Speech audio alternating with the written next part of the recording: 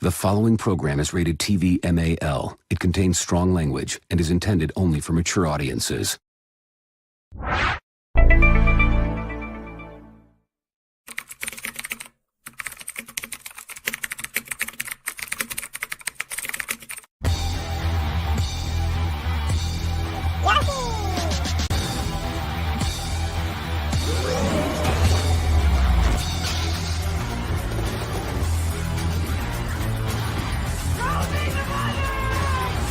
Where's my money, bitch?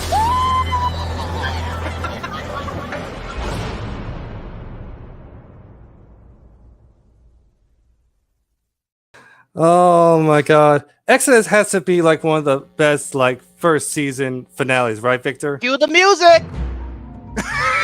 Yeah. Anyway. Yeah. Anyway, yeah, Exodus parts 1 and 2. Technically, it's a two-parter because it aired as such, not three-parter Freebie. Kiss my ass, Freebie, and kiss my ass Blu-ray because it's split into 3 parts on the Blu-ray too. But I'm just like, it airs 2 parts. Part 2 and 3 were combined as one 2-hour episode. That's what it was. Part 1 is like as it aired, but anyway, it was so strange that Freebie decided to do frozen. like part 3 instead of like but I'm not frozen. first season. Like He's not frozen. I'm frozen. No, you were frozen for a minute there. Oh, okay. I just Repeat wanted to the make statement. I was talking about Victor. I wasn't frozen. I was okay. Oh, I just want to make sure. I'm So gonna check. basically, when I was watching the last few episodes of season 1 of Lost, it's so strange to me that Freebie had to do like a part 3 for some weird reason. That's because the reason why they had to split as a 3-parter instead of a 2-parter, it's very simple. Internationally, like in the UK and I think Mexico and other countries, it was separated as a 3-parter because that's how it was. That's how it aired. That's how Disney gave the episodes to those individual networks. ABC just aired it as 2 parts. That would only make sense. But other than that, also free. Like for example, every 2 like on the Blu-rays they have here. Each of the if it's a multi-part episode up until about season 3, it's split in their individual parts, even though the season 2 finale and the season 3 finale aired all together at once on the same night. From season 4 onwards on the Blu-ray, that is corrected. So, for example, the season 4 finale, which is technically 2 parts, is shown as only 2 parts on the Blu-ray, as it's supposed to be. It's not some bullshit 3-parter, because internationally it was a 3-parter. But anyway, that's confusing logic because of other countries. So what'd you think of it anyway? Yeah, but other than that, like I've been doing good with season 2. I'm only up to the part where Locke accidentally pressed I believe the number was like 32 on the computer. That so pretty much this is right before the hatch is about No. You mean 42. 42, dumbass. Write that one down too. Well, here's the thing though. He made the mistake. Remember the first time he made the mistake and almost fucking did that shit where almost with the thing with the he almost pressed the execute button. Then Matthew Fox's character has to correct John Locke to make it 42 so that he can press that. That right there is the season 2 premiere. Why would they make it into a 3-parter? No. Season 1 finale was in 3 parts. The season 2 premiere was just 1 episode. Oh, I don't remember the season 1 having a 3-parter. It's because it was shown as 2, but they split it into 3. You had to. Hello, McFly. Thanks for hello, McFly. Hello. Anybody home, McFly? I'm afraid you're just too darn loud. But in terms of that, there's a guy under the hatch. But as I was saying before, I don't know if anybody knows this, but I'm gonna say it anyway. Tomorrow's gonna be my birthday. Yeah! And what am I turning? Ironically, 24. 24. Or where's Jack Bauer? Where is he? Yeah, Damn it! where's that annoying little bitch Kim Bauer? Oh Yeah, God! And apparently, yes, that's true. Apparently, Disney is acquiring Hulu full time in a deal yeah, with Comcast. Now the merger between Disney Plus and Hulu might very well be happening because now they're taking full control from Comcast because Comcast already has their own streaming service named Peacock. yeah. I've What? actually read articles about that, and I think that's like a really, really solid merger for them. I think so. You get more content. They just got to work Yeah, on making the new stuff good. But other than that, the back catalog is pretty good. yeah, But including Buffy. yeah, the good merger, not the fucking Warner and Universal potential merger. Oh, kill me. But Yeah, I know. It's just like sad to see how. apparently, Max is upping the prices yet again. Apparently, like if you want 4K content, you have to pay like $20. This shit is now Max is arguably more expensive than Netflix because if you want the live sports that they just announced, you have to pay like $10 extra, so it's like $30. Yeah, $30. $30. yeah, that's almost like the same price as like a freaking like 4K Blu-ray almost. Absolutely ridiculous. Ridiculous. I don't get why they're doing that. It's just Max is going to go under. I'm telling you. They're literally putting up Shazam 2 on Netflix literally next month, which is a film that came out this year that's released by Warner. Max is dead. I don't know what to say. Max is dead. Yeah. It really is. I mean, you put a movie that came out this year on a competing platform, it's finished. Yeah, like it's just really like a shame to see like an app just go downhill. Worse, the Oogie Loves would like a word, or Delgo would like a word about that because those opened even worse. Oh, Delgo. Yeah, good old Delgo, the biggest box office bomb ever. I think it's one of them. But yeah, Delgo. Imagine if we ever do fucking Delgo on the show. It would be funny. It would be really funny to do. Because I remember when that movie was coming out, they put up the commercials and everything. I remember Delgo for some odd reason, and nobody else does. So it's like, oh, I didn't even see it, and probably a good thing that I didn't see it. But still, just worth mentioning. But in terms of that, the Marvels is not doing. It's not gonna do too hot. I mean, I guess I could talk about that a little more because the overall box office prediction, 50 to 75 million. That's it. Yeah, and if it was a lower budgeted movie, that would be very good. The problem is that the Marvels cost $275 million to make. Yeah, it's like I don't understand why like every movie blockbuster nowadays has to cost around like 200 million plus. Million plus. Like I don't understand why though. It has to be that. With this, I'm sorry, especially if a movie that's only 103 minutes. Why does it cost 275? Why does it cost 275? I really don't know. The movie's only 100 minutes. If it was like 2 hours and 20 minutes, maybe I understand. But like, this is only 103. I don't get it. I mean, I don't want to be a part of the Marvel's discourse because remember, I'm fatigued out on superhero movies altogether. I let people think whatever they want to think about the Marvels. I really don't care. But it's sad to see how this is pretty much going to be the biggest bomb in Disney this year. Because Indiana Jones bombed, but I think this is not going to bomb as hard as this. And Aquaman 2, not that one. Aquaman 2, that's going to be a huge bomb. Huge. And Wonka's looking like a bomb too. It only scheduled to make $17 to $20 million. All Warner's movies except for The Nun 2, Excommunicated movie that starts with B and ends with an E, and Evil Dead Rise were hits. Those three. That's it. The rest were bombs. Yeah. That is painful. Which I don't even know if that's even worse than Disney because all their movies. Okay, no. That's actually Disney's doing a little less because they only had 2 hits this year. Guardians of the Galaxy Volume 3 and Elemental actually made its budget back. And thank God it did because it's one of the best movies of the year. Everybody go see Elemental. I fucking love that movie. Brilliant Pixar movie. They knocked it out of the park again. Meg 2. Who gives a fuck about the Meg 2? I don't even...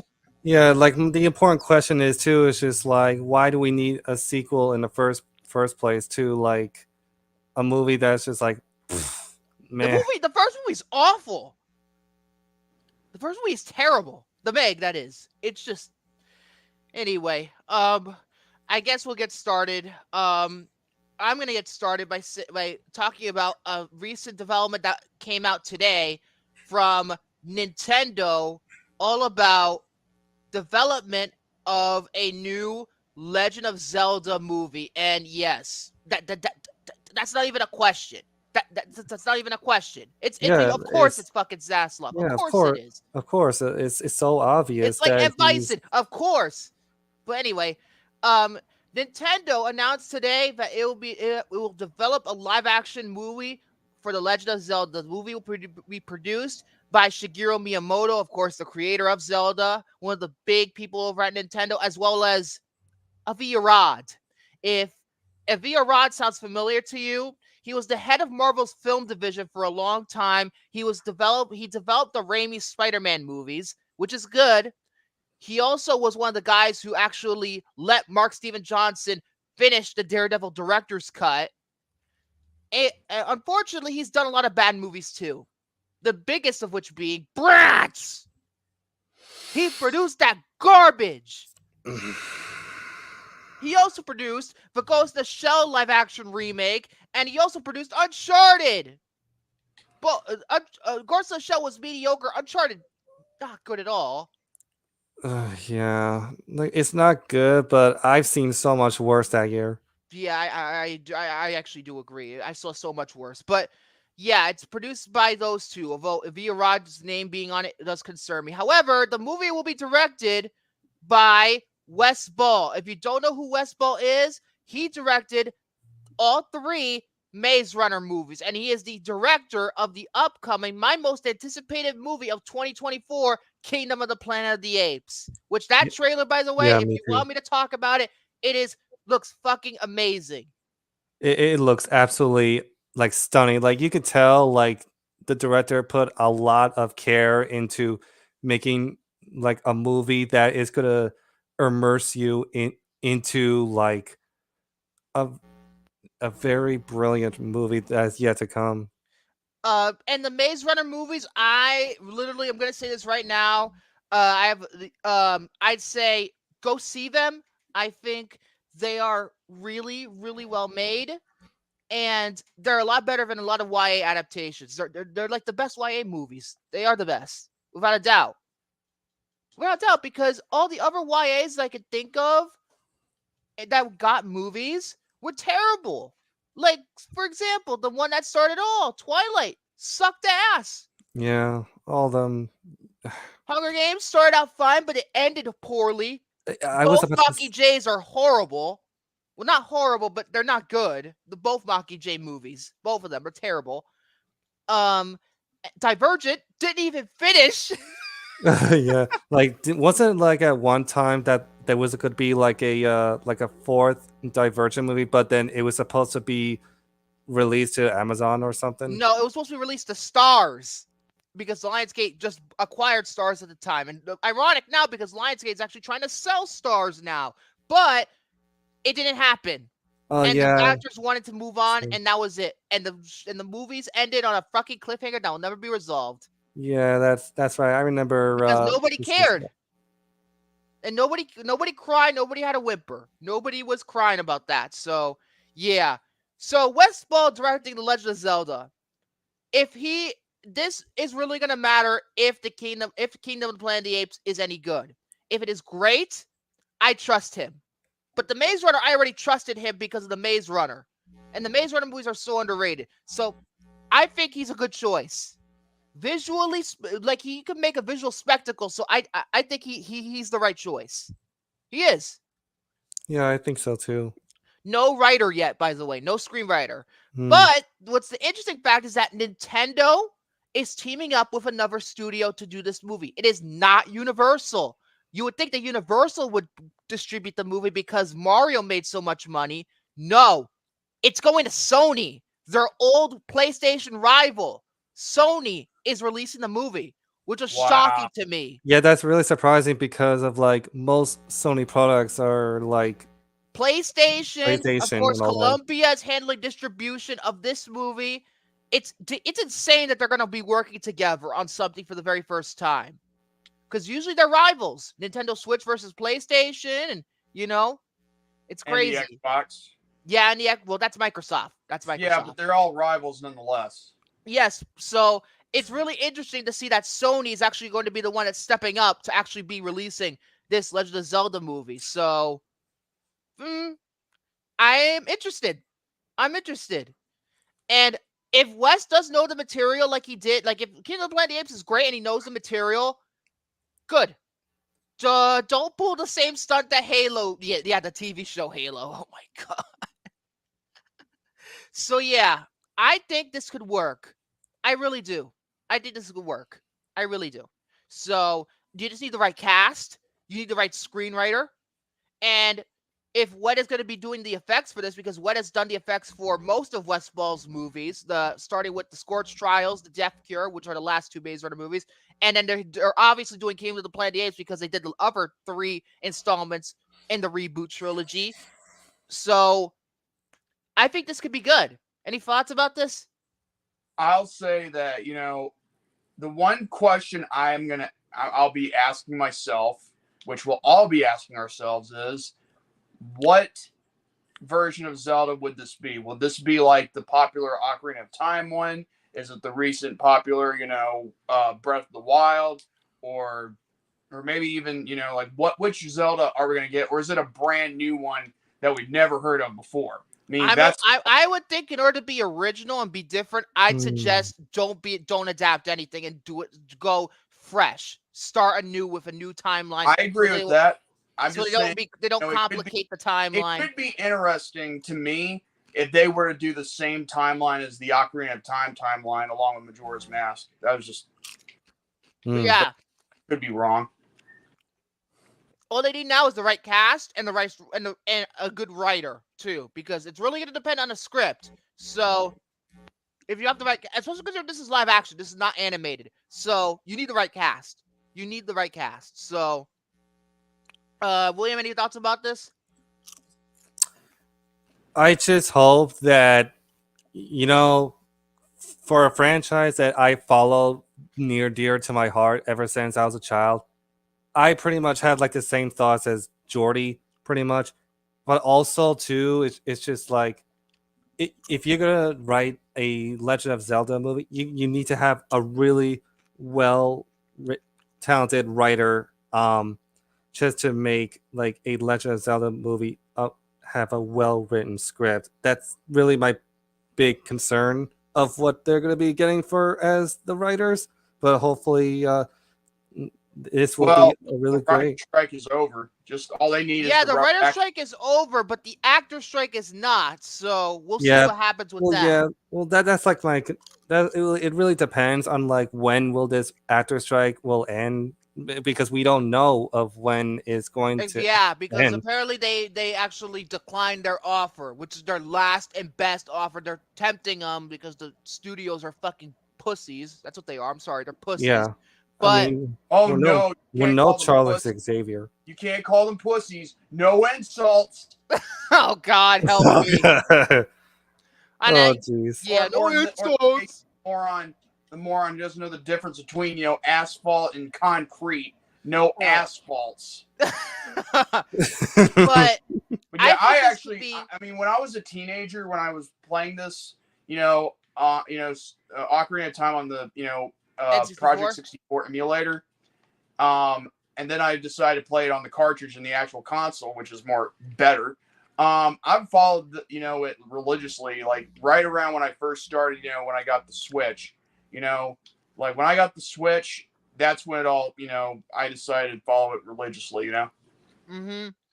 I know a lot of people are very, I think, very, you can be concerned about this, but I have a feeling since Miyamoto's heavily involved, he's one of the producers.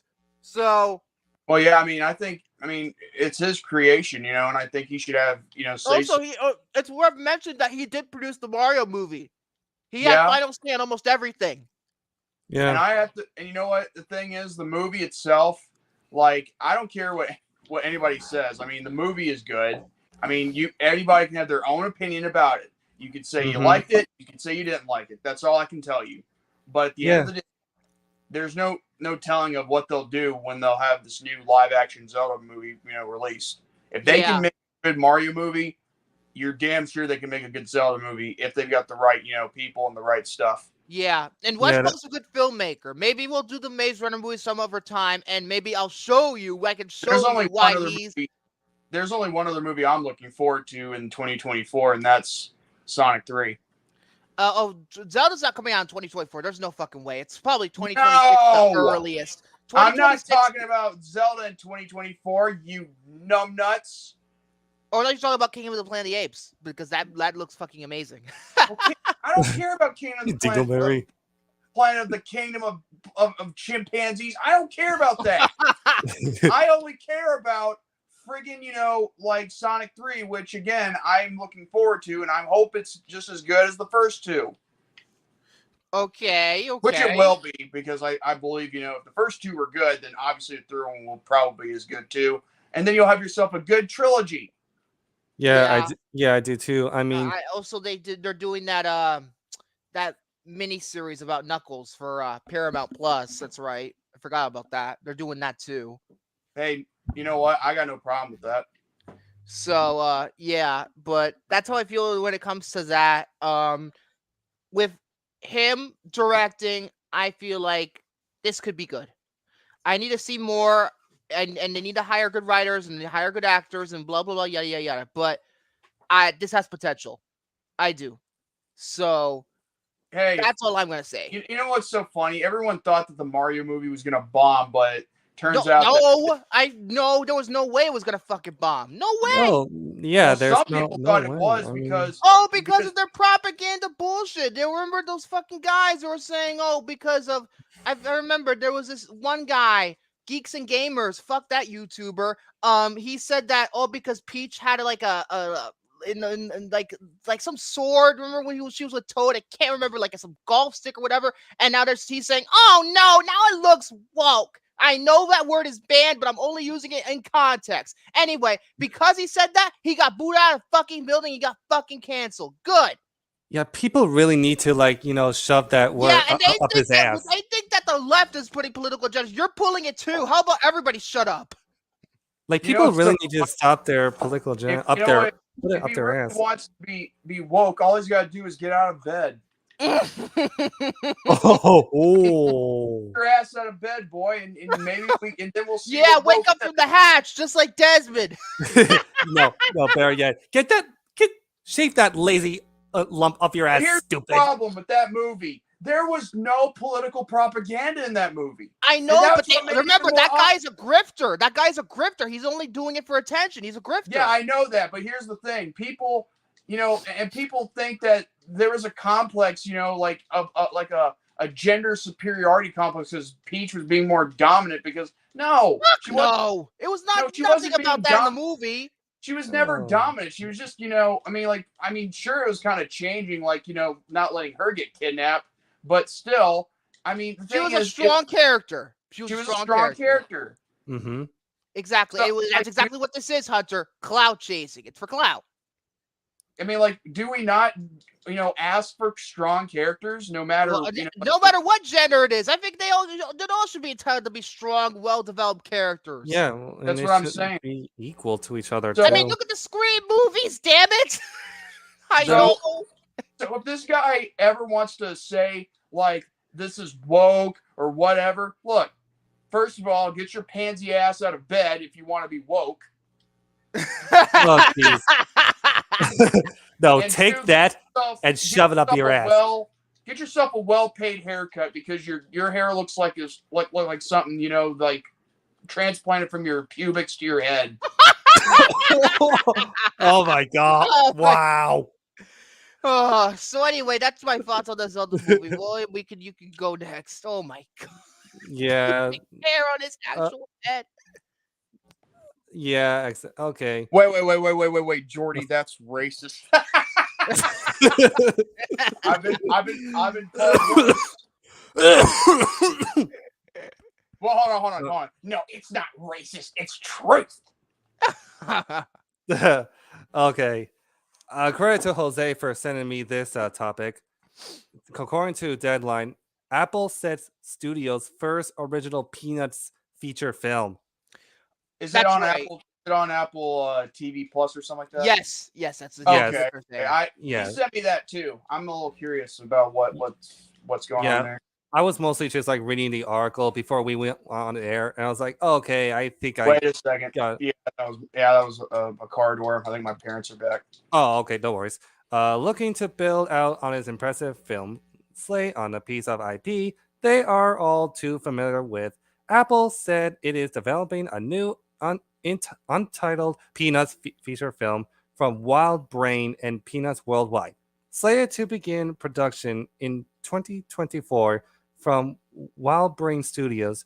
The new family film will see the Peanuts gang go on an epic adventure to the big city, learning the true meaning of friendship, while meeting some surprising new friends along the way.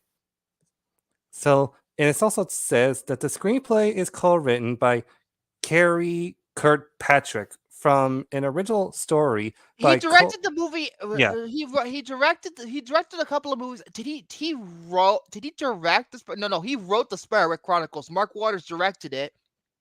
He also, Mark Waters directed it, but I think before he he went also to did. shit with He's All That, but that's another story for another time.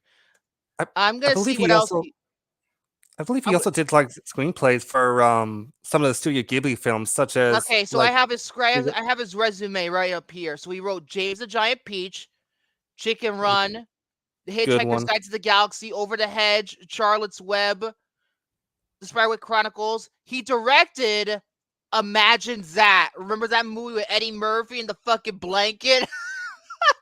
It's not good. Was it the magic one? Yeah, the magic blanket. Oh my god! I want my Googa. I want my Googa. I was thinking like did it like copy like Aladdin's like magic carpet or something? I know, but I want my Googa. I will show you the world, glimmering, shivering wonders. Don't say it. A whole new world. A Don't say magic it. place to be right now. Oh my god! And he also did the U.S. screenplays for Up on Poppy Hill and The Secret World of Arietti. So 2 Studio Ghibli movies. Yeah, I was about to mention those too, but those are 2 films that I have yet to see. Oh yeah, he wrote The Rescuers Down Under. That's right. Oh, that's actually a really underrated That's movie. a great fucking movie. I prefer that movie over the original. Yes, I do. I do too. Yeah, so it's basically the screenplay is co-written by Carrie happened? Kirkpatrick. You got never mind. I think you got booted. I think you It got booted. booted me and brought me back, and it took my. Yeah, that's exactly. Refresh. It's exactly. all Anyway, right. continue. All right, I'm gonna skip to like another paragraph that Carrie Kirkpatrick and I believe the writers of the Peanuts movie, the 3 writers of it, are reprising. They're gonna write the movie too. They're gonna write this. What? Oh my god! It kicked them out again. No, it didn't kick me out. I refreshed it. Oh, okay. I already said that, but anyway. But yeah, the 3 writers of the Peanuts movie are also writing this, and the same director too, I believe. So I guess it's in the same continuity. Maybe it makes sense because Blue Sky's not around anymore. So I would think that maybe this would be a sequel to the Peanuts movie. I'm not sure. I mean, I'm assuming it would too, but I hope that they'll probably keep like the same animation style as like It's Wild Brain. They Peanuts usually do 2D animation, so I'm not so sure about that. But hey, we could dream. Yeah, it says here also too. Fans of all ages well, as long as the chill out. works. Chill out, William. Fans of all ages have been enamored with Peanuts on Apple TV. Said Enamored. Yeah. okay. said Tara Sorsen, Apple's head of children's programming. With our unmatched library of Peanuts titles and award-winning collection of stories that bring kids and families together, Apple TV is the permanent home for Snoopy and Friends and offers a world-class selection of series and films featuring the most globally cherished animated characters. We can't wait for everyone to experience this heartwarming new adventure with Snoopy, Charlie Brown, and the Charlie game. Brown! Charlie Boyle. Good grief. Lucy. And Oopsie. Apple's Peanuts feature is produced in partnership with Wild Brain and Peanuts Worldwide and marks the trio's first three-way partnership. Three-way. Oh my. What about four? Where's the Four-way? extra Oh my to God. make it four-way? Anyway. Oh my. Oh Jesus. Yeah. Craig Schulz, I believe that's how you pronounce his name. He said that Yes. it is so special to carry on my father's legacy with an original story from me, my son Brian, and his writer partner Neil. We are excited to be partnering with Apple TV and working with Wild Brain Studios to bring audiences a brand new Peanuts adventure, along with the talented Bonnie Arnold as producer and Steve Yeah, she worked as Martino produced as a director. lot of shit over at DreamWorks. So Yeah, you could like really count like the amount of films that he's been part of. And it says Peanuts fans have been clamoring for another feature for years. And this film will bring joy to our millions of fans around the world. yeah, I think it's Hold about on, time. hold on. To the millions and millions of fans around the world. But but yeah, I'm actually really excited to see what the Peanuts will be going on new adventure, and I cannot wait to see the animation come to life. I can't wait. Jose did ask a question about how that he hopes there will be a theatrical release, which Apple has done a lot of theatrical released movies lately. Killers of the Flower Moon got a wide release, and Napoleon's also getting a wide release. So I think it might be possible. I think so too. I think so. I really Especially do. considering that it's Peanuts, I think it does deserve to go to the big screen. So we'll see Yeah. what happens when it comes to that. I mean, the By the Peanuts way, movie back in 2015 made bank off of it when it first Yeah, came out. it did So do very well. it would honestly make sense for the new Peanuts movie just to be in theaters, and hopefully it'll make bank, because who doesn't love Peanuts? I mean, I grew up with Peanuts. Some asshole, that's who. Or some bitch. True. So cunt. oh. All right, that's all I got. Great, I'm gonna get canceled. Jordy. Oh, give me a second. And by the way, remember that that the Napoleon is also being starred by none other than Joaquin Phoenix. Well, yeah, but the main reason I mentioned that is because that's getting a theatrical release. That's an Apple movie, but Oh. Sony's handling distribution in theaters, so that's why I mentioned that. Well, Oh crap! There we go. And yeah, Chuck Jose, I grew up so much with the Peanuts. Wait, we also have like the DVDs of the Christmas special. I'm not sure. I have a copy of a Charlie Brown Christmas and a Charlie Brown Thanksgiving on DVD. I don't have It's the Great Pumpkin, which I need to rectify that. I think I have it because stupid. because the Peanuts DVD collection I have, I believe it consists of the Great Pumpkin, the Thanksgiving, and the Christmas one. Also, that also came with the like a second Christmas one, I believe. It's Christmas time again, Charlie Brown. I believe that's what you're thinking of, unless it's Charlie Brown Christmas Tales, which is the one that was in the early 2000s. I can't quite remember. But You're right on the former. That's the one that I do have. Okay. So Jordy. All right, so I'm going to be talking about the other thing regarding the CW. CW. What a downward spiral for the CW. Oh, trust me. This is something you want to hear tonight and also this Thursday on Rant and Rave. So anybody who doesn't know where I'm going to go with this, please keep this in mind. This is a two-parter. This is part 1. Part 2 will be on this Thursday, which will be one of the main topics that will close out R&R. Now, if you all don't know, recently something had come up in regards to the National Wrestling Alliance's TV deal with the CW. And it turns out the TV deal with the CW reportedly in flux following a drug-related pay-per-view spot going viral. What's going on? What happened with that? I want to know. Okay. Recently there was a spot done during one pay-per-view like a couple of days ago. I think this was like a day or so ago. Okay. It was it turns out, if you don't know who this individual is, he goes by the name of James Mitchell, and he is he's like a very heelish individual. So he's very heel. He's very heel. Yeah, he's like someone who's like the bad guy, An egotistical heel. An egotistical heel. More like devilish heel.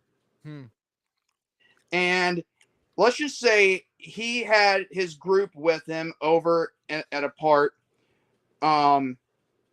where on this pay-per-view they were at a table, actually having some cocaine. And this was broadcasted live on the pay-per-view. Dear. So the National Wrestling Alliance is on the precipice of a major shift in its trajectory. The dormant promotion was purchased by Billy Corgan back in 2017. Wait, Billy Corgan, as in the Smashing Pumpkins Billy Corgan? The very same. Oh my God! I didn't know he was into wrestling. I love the Smashing Pumpkins. It ain't the first time he's been into wrestling. I think he was involved with ECW back in the day. He was also involved with TNA before they were starting to rebrand into Impact, but they're rebranding back. I love the Smashing Pumpkins. I love their music. But now they're rebranding back to TNA, so yay! But I do too. But yeah, resurrecting the iconic NWA World Championship in an effort to put the company back on the map, Corgan built the company around Nick Aldis, who went on to put the NWA World's title on the line in a headlining match at All In 2018, which would also give rise to All Elite Wrestling, of course. Since then, the NWA began airing a weekly series on YouTube, NWA Power, and that's 3 R's in Power. Power, brother. Yeah, well, if you see the logo, you'll understand why it's called Power like that. Anyway, and produce quarterly pay-per-view events. With EC3, Ethan Carter III, now captaining the ship, the NWA looks towards reaching its biggest milestone yet in the Corgan era, a television deal. Reports surfaced that the NWA was closing 2 television deals with the CW. These contracts would see NWA Power move from YouTube to that channel, as well as a reality television series about the NWA's behind-the-scenes atmosphere, a la Wrestlers on Netflix. The NWA on the CW may be over before it even starts. As reported by House of Wrestling, higher-ups at the CW was soured on bringing the National Wrestling Alliance to its network, following a controversial segment at NWA Samhan. During that pay-per-view last month, veteran wrestling manager Father James Mitchell was filmed giving cocaine to his surrounding posse. Mitchell himself, as well as a number of wrestlers involved in the segment, oh my God, were seen snorting the drug on the feed. On live TV, snorting cocaine. Yeah, but the problem is it's on pay-per-view, but still, television's television. It's still live TV. Yeah. The controversial segment can be seen below, and there is a video of it from, actually X now, no longer is Twitter. And yeah, fans responded negatively to the segment, with some calling it horrible and unprofessional, as well as disgusting and embarrassing. It As is embarrassing. As a result, the CW is said to be pushing for the NWA's content to air exclusively on the CW app rather than its broadcast network. NWA Damn. Corgan was reportedly under the impression that the network would not be watching the pay-per-views and would only be concerned with what happened on the TV show airing on their platform.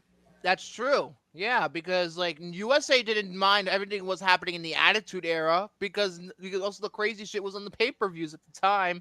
Yeah, but here's the problem. We're living in an age where mostly you got to be careful with what you do, especially with a scene like that. Like, yeah, I mean that's something. Like cocaine is not really a drug thing. It's not really you joke about. Yeah, I know everybody's society is too damn sensitive. But hold on a second. No, it's not a matter of it being a joke or let me just explain it like this. Okay, you know how much I love Breaking Bad and Better Call Saul. I fucking love Breaking Bad. I fucking. But you know how much I love it, right? It's incredible. Yeah, it's incredible. Okay, so here's the thing: if you're gonna have something like that in a drama-based TV show, it's a work of fiction that nobody's gonna care because it's a work of fiction. Yeah, but it's a fictional show which is based on drama and drug-related cartels, right? Yes. And people will understand the story why people are having drugs and all that, and the meth and all that other stuff, and why they have to do what they have to do. But here's the problem: if you're going to produce this on a live show, like for everybody to see, including children, then you are negatively influencing your audience to do the exact same stinking thing. Yeah.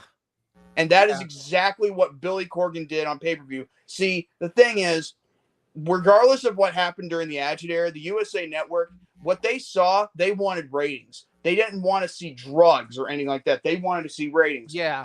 Like the whole, deal with the women, how they'd be, flaunting their tits and ass. Well, guess what? That's the whole deal. They loved ratings like that. However, they didn't want any nudity, which is kind of weird to say the least. But still, the problem is influencing drugs while showcasing it on TV is a really bad call, especially when it's affecting your, any kind of ability for you to have any future television, in your like on a national scale. Because the CW, last time I checked, is a national television network. And the last thing you want to see is your pay-per-view showcasing how you influence or enable people to do drugs on live television or on live pay-per-view. Yeah. That's why the CW was watching. And I heard something about how recently today that apparently NXT is going to go to the CW. Yeah, and that's for part 2 this coming Thursday on Rain. Oh, okay. So maybe you would think that maybe because of this, that's why they made the deal with NXT. Maybe. Pretty much. And that's why. But I'm going to continue on right here right now. Yeah, go ahead. House of Wrestling reports that there is a 90% chance that the pivot from the CW channel to the CW app for the NWA's content goes through. There is no word on when the NWA plan to announce this reported TV deal with the CW or this controversial segment will delay whatever the planned rollout schedule is. But first of all, I'm going to tell you this for the final record, and I know people like Billy Corgan and other people wouldn't give a what I say anyway, but you know what? Screw you. It's my opinion. Billy, if you think for 1 second that this is going to make you look good in any way, shape, or form, it doesn't. You are dead ass wrong. What you have done is shot yourself in the foot. And the fact that you could get potentially moved to the CW app and not on the CW channel, that is like a step down from what you originally had. Because streaming and television are somewhat the same, but the viewerships are different. And I think if my memory, serves me right, I think television and live viewers on cable would rather, see more money out of that. So, Billy, next time you pull a stupid stunt like that, why don't you try and make sure you think before you act? Because that right there is appalling. I saw the segment myself, and I'm telling you, that upset me more than anything. As a professional wrestling fan, and I'm also going to say this to James Mitchell too as a shoot. Dude, I don't know what the hell you think you were doing. I don't know if you influenced this idea or if Billy influenced this idea. But Either way, they should be both responsible. you need to be held responsible for your actions and what you're influencing on this generation. But then again, if you gave a maybe you'd actually be having your CW deal. But it looks like you're getting canceled for that too. And I'm not part of cancel culture, but I hope you do get canceled for doing that kind of stunt. You stupid bastards. I have a strange feeling that the CW app thing is not even going to happen. They're going to go back to YouTube. I swear, I think the CW's going to be done with them completely. They're just go back to their stupid reality shows and just leave it with NXT only. That's it. I'm telling you, for the life of me, as a wrestling fan, I've never been this appalled or disgusted before in my life. I mean, the NWA is supposed to be a traditional, like, wrestling company. And it's been around longer than any other wrestling promotion and I'm talking places like WWF, now WWE. I'm talking many wrestling companies that are either on the independent circuit, and recently they just returned of going back to the territory system, the NWA. Mhm. So the fact that they're going to pull this stuff, yeah, no wonder they could be moving into the CW app instead of the television station. But then again, maybe you're right about one thing, Victor. Maybe they might move back to YouTube because, after all, who wants to see people influencing drugs to their audience? That's what I'm saying. That's exactly what I'm saying. I mean, you want to know why Breaking Bad was good? It's because they had a story. And number one, too, they made it explicit that the show was for adults. And it was, there you go. But this right here, forget it. Mm-hmm. Forget it. It is that just makes me, oh my God. Look, if you thought what happened in regards to the room rant was bad, I mean, I can't even rant about this because this makes me more disgusted than the room. I honestly, I agree with you because this shit, it's going too far. They went too far. I genuinely think they went too far, and the CW is pretty much gonna boot them. Again, I don't think they're gonna go to the app. I think they're gonna discontinue their deal altogether. That's what I think. That's my prediction. I think they're just not gonna do it. Yeah, that could be it. Now, if you guys want to hear more about the NXT probably moving to the CW, I would suggest all of you tune in this Thursday for R&R. I think we will, and they will be on the 9:00 hour of the Eastern time of the PM, where I will be discussing it. Because after all, Brandon will not be here this Thursday. Just want to point that out because he's got some things to do. I think I don't know. I think it's going to be a while before he goes from one place to the other in Oregon because he's going to be at AEW tomorrow. Mm-hmm. And yeah, I'll be discussing, that as one of the main topics that will be at the 9:00 hour Eastern of the show on this Thursday night. So yeah, also too, this is the first time the WWE's been on the CW since 2009, maybe? No. I think it was, oh God, it's been like, well, they moved to CW in 2006 because the UPN is a part of UPN. The WB UPN, they merged. That's what the CW was created from. They moved to CW in 2006. I think they ended their deal in 2009. I think they may have, and then they moved to My Network, I believe. Yeah, they moved to My Network TV. And then My Network actually became a syndicated channel too. Yeah, they became syndicated because their network, trying to be a network, failed for them. So that's why they became syndicated, and they do reruns of like Chicago PD and Bones and stuff like that, procedurals, and Law and Order SVU. Those are what they usually do now. They're a syndicated network now. The only thing I liked about My Network was that they actually produced Ring of Honor back in its prime. So let me see. But yeah, that's the end. That's the end of my topic. Yeah. And I apologize for having to, mention, anything of the sort regarding. Okay, I have a correction. They moved to My Network in 2008, October 2008, not 2009. Oh, okay. Well, I was in the 2000s, so yeah, the late 2000s. I knew that for sure. So yeah, there you go. So in terms of my second topic, if I could freaking find it. I have to find it again. I know what I'm talking about. I just gotta freaking find it again. Stupid dummies. Let's do, if I could find it. Come on. Aha. Let's do the crap. crap. Okay, I got it. The 10 movies that banish actors to the B list. Thank you, Hunter, for letting me know about the list. So now I'm going to do it. So this is pretty much it made at the time up and coming or A-list actors go down to the B, C, D, or F list. They pretty much killed their career pretty much big time. This is like career enders right here. So we're going to want to get started with number 10, lucky number 11, Josh Hartnett. And 11. yeah, Never that's the name of the movie. That's the name of the movie. Lucky number 11. Never heard of it. Wait, so 11? Slevin. S-L-E-V-I-N. Oh.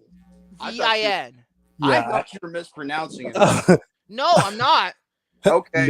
But Never heard of it. It apparently killed Josh Hartnett's career, even though he just had a comeback this year with Oppenheimer, and now he's going to be in the next. He's going to be the lead in the next M. Night Shyamalan movie. So I think his career is probably going to go pick back up because of Oppenheimer and the clout it gave him. He was very good in the movie, by the way. He sure was. So I genuinely think maybe like as of maybe next year, it won't exactly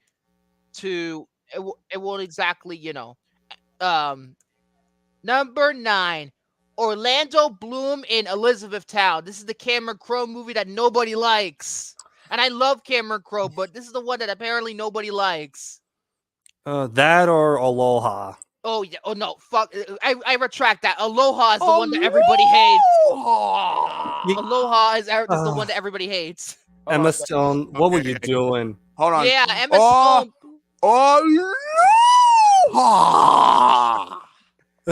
Okay, you know what Jordy sounded like? What? He sounded like May from Turning Red. She was you mean May? Oh, I get it. May, yeah. Okay. Awooga!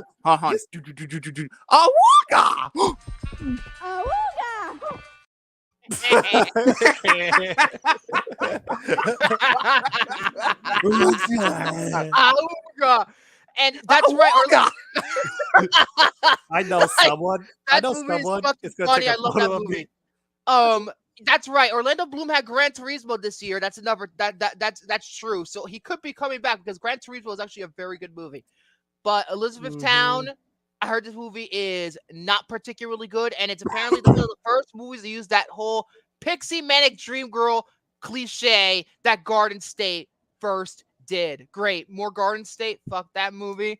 Number 8. Honestly, didn't even kill her career because she didn't really have much of a career before this movie. Kate Bosworth in Superman Returns. I'm sorry, she didn't have a career much before this. She had Blue Crush from 2002, and then this movie. That's it. Yeah, but still, she was a D-list. She was a terrible. She's terrible. She's terrible. She's terrible. Oh God. Superman Returns, I don't hate, but she was not good in but it. She was like probably one of the worst parts. She was terribly miscast as. Yeah. She was in Win a Date with Todd Hamilton. That's Tad Hamilton. I forgot about that movie entirely. With Topher Grace and Josh Duhamel, I believe. Number 7. Oh, this is the one that. Number 7 is Taylor Lautner for Abduction, John Singleton's final movie. John Singleton ended his career with this. I unfortunately saw that movie, and he it did was Boys awful. in the Hood. He did Poetic Justice. He did Baby Boy.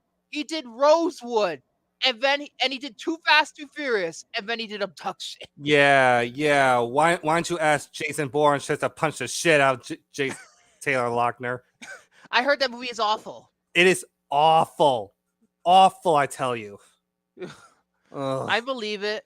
Number 6, Boost. It's me, Barbara, Alicia Silverstone for Batman and Robin. Wait, oh my God! Don't tell me that. Wait, is that a movie like Bruce? It's me, Barbara. You know? That's Batgirl and Batman and Robin. It's Alicia Silverstone in that fucking movie. The only thing that movie is so bad, but it's so fucking funny. I know. So, yeah, it is. You know what? I was gonna say the same thing. movie is so fucking funny. It's with Arnold and playing fucking Mr. Freeze. He's like, Honestly, I'd rather. You know what? I'll be strictly honest with you. I'd rather watch that than watch The Room. oh god. Oh god. Number And 5. Yeah, go ahead. Go ahead. William, go. Chill. Ooh, bird boy. Cool party. Freeze in hell, Batman. First, what killed the dinosaurs? The Ice Age. Wait, Ice Age? And that's Where's the thing, though. This movie, what really gets to me is the fact it's pun after pun after pun. Like, Wait. damn, dude. where's my Scrat and his God. acorn? Oh wait. So number 5 is Cuba Gooding Jr. Not one but 2 movies, Boat Trip and Radio. I heard Boat Trip in particular is awful. I've heard that's so bad too. But I heard Radio wasn't that good to begin with either. But Boat Trip I heard is even worse. Number 4, Lindsay Lohan and I Know Who Killed Me. Yeah. Hello, I'm Lindsay Lohan. That movie is so. I know. I've seen stupid. I Know Who Killed Me. It's really bad, but it's not as bad as the worst film of 2007, Bratz. It's not as bad as Bratz. I'll give them that. It's not as bad as Bratz. It's so Bratz bad. is worse. Way worse. Yeah, Bratz is worse. No shit. But I mean, I'm the one who revealed that it's aging. You know, like it's age the difference. age difference, Like for the actors, like one of the actors and actresses is like, you know, they were like like 5 or 6 years apart. not just that, but it was almost like they were influencing, you know, freaking pedophilia. Number 3. Oh God. Oh, and no, I'm not using that loosely. I'm actually saying that as a legit statement because it's true. Number 3. Kevin Costner for Waterworld and the fucking Postman. Postman. The Postman in particular sucks dick. Yeah, let's be this Postman. I'm gonna save the fucking world from this fucking apocalyptic shit. I'm gonna have such an ego, but I'm gonna knock up a pregnant woman. That sounds No, Man. I'm gonna knock up a married woman. I'm gonna knock up a married woman because I'm gonna knock up a married woman. So I'm gonna knock up a Garbage. wary woman. married. Well, it's Oh my God. The Postman is 3 hours and it's fucking egregious. It is so painful. So, and apparently Kevin Costner has a new movie coming out, next year? Isn't it like a 2-part movie or something? I forgot what it was called, but I know he's coming out with that pretty soon. But at least he's doing better with Yellowstone, I guess. Because, although Yellowstone's about to be finished, because he had enough. So, yeah, Kevin Costner directing. I'm sorry. Other than Dance with Wolves, I really don't. Ego. It's the ego that bothers me with Kevin Costner, especially in Robin Hood as well. The ego is just fucking insane. Number 2, speaking of ego, John Travolta in Battlefield Earth. Endless options for renewal. Endless options for renewal. Endless options for renewal. God help us all when we get to that. Yes, it's on the wheel. It's not going to be too much. Jesus. And take a guess who put that on that wheel. Oh, Jesus, you. And number 1, Mike Myers in The Love Guru. The Love Guru is fucking awful. movie. Wait, The Love Guru? Yeah, that's the movie. Yes. With you know, I remember seeing the trailers for that movie. I'm telling you, it's so stupid. It is stupid. The movie is awful. But It's so I bad. find it so funny. Like they have a movie called The Love Guru, and then they have them in bed. Like what? If you ever see it, it's just it's painful. It's painful. And people think Romy thinks that the Cat in the Hat killed his career. No, this did. This did. Oof. Cat in the Hat I can at least laugh at. This is stupid. Yeah, The Love Guru. I did not even laugh once. Yeah, I didn't laugh once either. There was like Justin Timberlake was playing a stereotypical French Canadian who played hockey and shit. Speaking of Cat in the Hat, I wish Uriel was here. Actually. And Didn't the Love Guru ended the same way the Cat in the Hat did? Yes, with the Morgan Freeman bullshit. That's right. It's almost the exact Wait, same wait, way.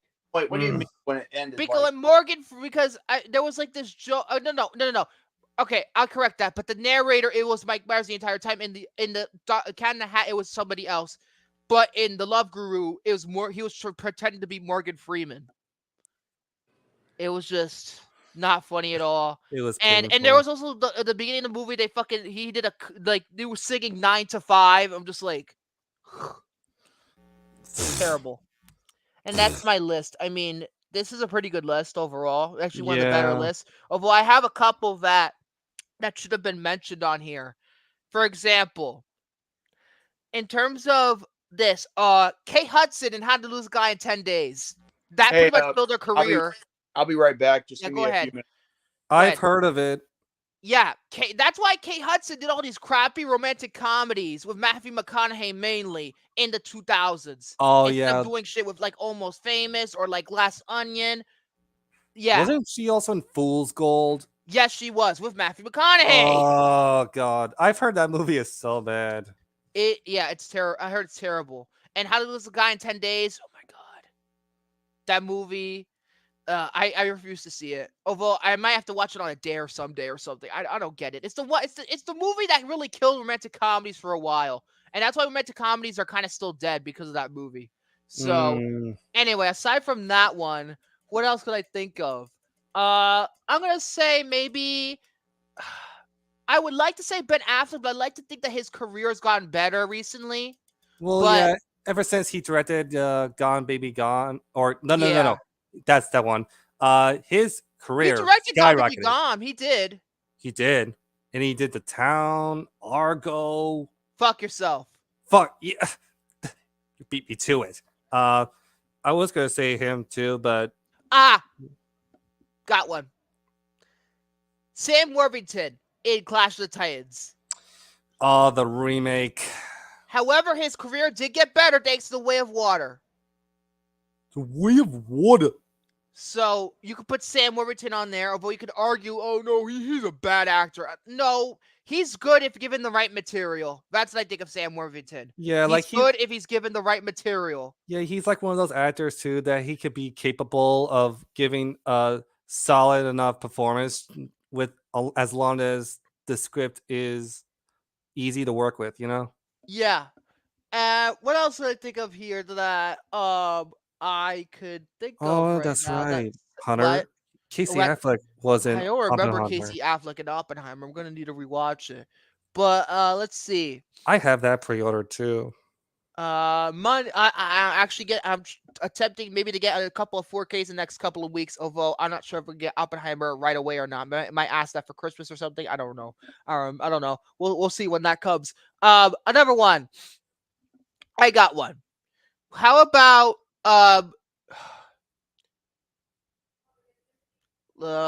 fuck, my brain is hurting now.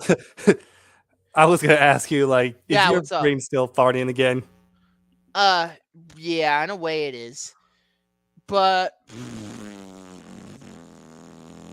What how about? about for a while? I'd say Adam Sandler for I Now Pronounce You Chuck and Larry because for a long time his career went to ass after that. Yes, it was the same year he did Reign Over Me. I think it was also 2007. But Yeah, I believe it was. his comedy went to shit after Click, in my opinion. Click was the Yeah. last go. Mm-hmm.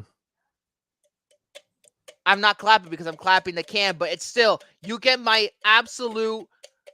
I mean, Kristen Stewart, you still sometimes see in independent movies. Naomi Scott is gone. The other chick had that crappy game Forsaken. Her career is finished. So particularly Naomi Scott and the other chick, whom I can't pronounce the name of right now, but she was also in that fucking Resident Evil show. That was right. That's right. She was in the fucking Netflix Resident Evil show that killed. This is why you shouldn't be fucking live action projects. Stop it with the Resident Evil live action bullshit. Stop. Yeah, you even said this too. It's like so unfilmable at Oh, this he point. got kicked out really. again. Right away, he got kicked out. Anyway, another one I could think of too, in terms of like Katherine Heigl in Knocked Up, not because it's a bad movie, because I heard Knocked Up is a very good movie.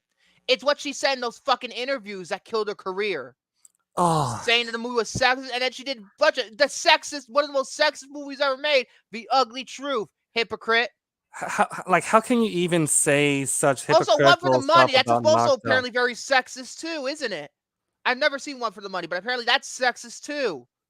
I've heard bad things about it too. What do we got here? I want to say. There should be. I can't think of. Actually, no. I was about to say just for fun, all the cast members from Bratz, but they really didn't have. That was one of their first movies, and then they didn't do anything else after that. Gee, I wonder why. But another one I could think of. Let's see. And like in terms of like really bad stuff that I've seen, that like I want to say that Mackenzie Davis in Terminator Dark Fate. Like, she was up and coming. She was really good for most of the movies she was in, and then Terminator Dark Fate came around. Oh, jeez. Yeah, fucking Terminator Dark Fate, that garbage movie. What about Eddie Murphy for Norbit? that one, or 1,000 Words? Or I Want My Googa, imagine that.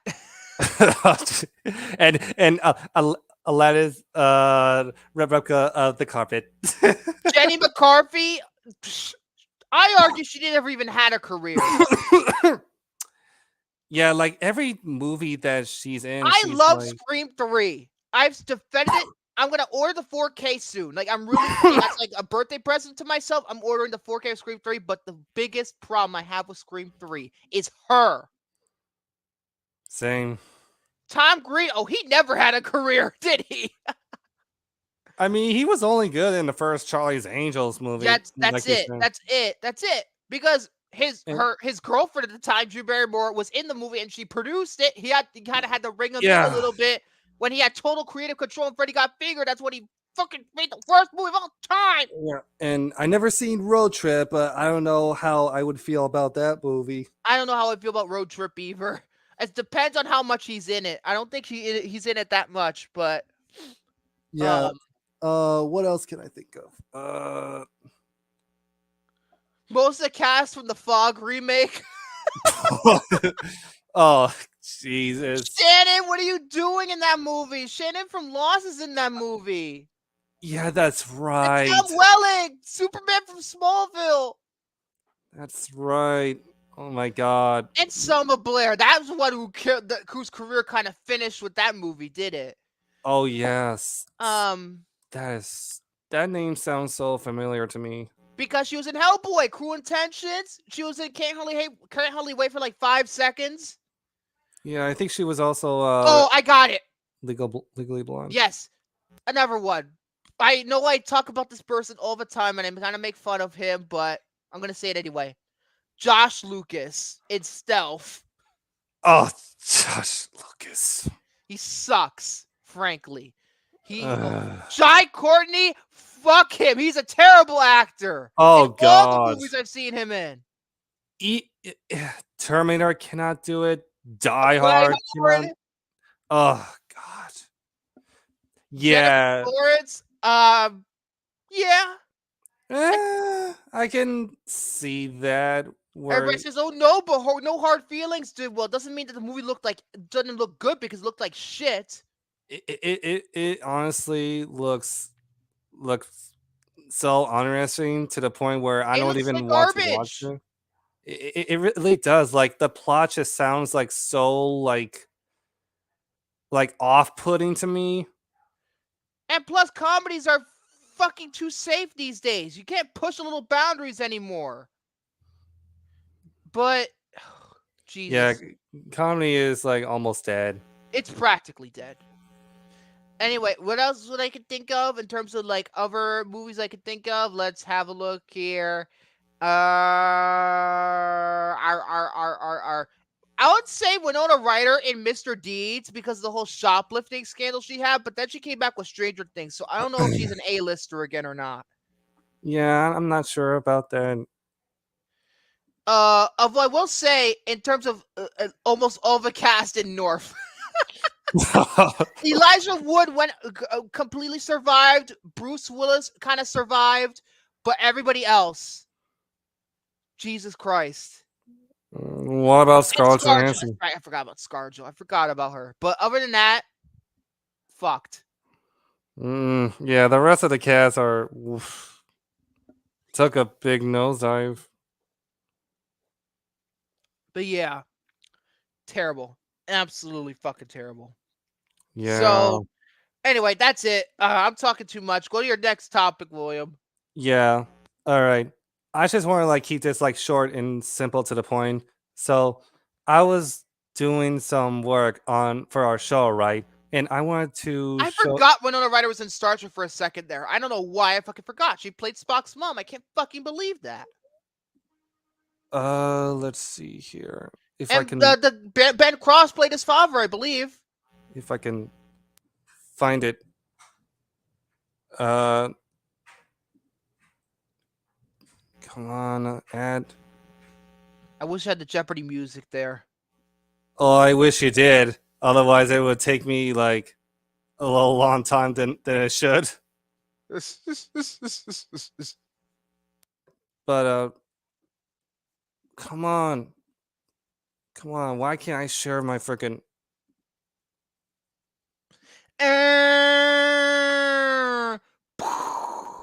Oh, my. Chrome has lost permission to capture your screen. What?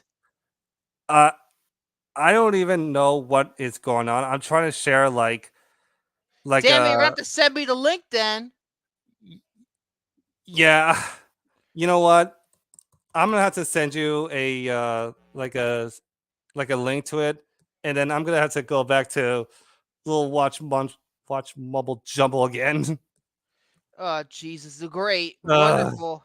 Thanks a lot, technology. I want to share like a Popcorn Barrel podcast history with all the stuff that I have, but Well, maybe I could show it. Maybe I can. I don't know. Just send it over. Let's see what I could do. I could probably send it over. Is it like a Google Doc or something? Yeah, it's like some sort of like PDF where it consists of like the films that we've done so far of the show, and it'll consist of like okay, how are the films being categorized? Like it's our first G-rated film, our first Universal movie. PDF. Try to send the PDF to me. I'll see what I can do. Yeah, it's yeah. I have the PDF. Okay, I download the PDF. Let's see what I can do. I opened a new tab. Let's see. Yeah, Share hopefully this screen. works. Yeah, technology can go suck a dick. Okay, there you go. So this is what I was creating like during my little free time. Oh my god, I see a typo already. Wait, what? Lucasfilm, plural, not plural, singular. Are you telling me that I pulled a David right now Yes, with popcorn? you did. And also, Lucasfilm ain't spelled like that. The F is lowercase. Write that one down. But yeah, all I did was like during my free time, I was mostly just going to like every episode and whatnot. And all I did was like, let's start from the first episode, right? Which was Monsters Inc. And that was like the very first episode you've done, which was the premiere. Yes. And I kind of like this is like the first Disney film, first Pixar, first animated movie that we have done for the show.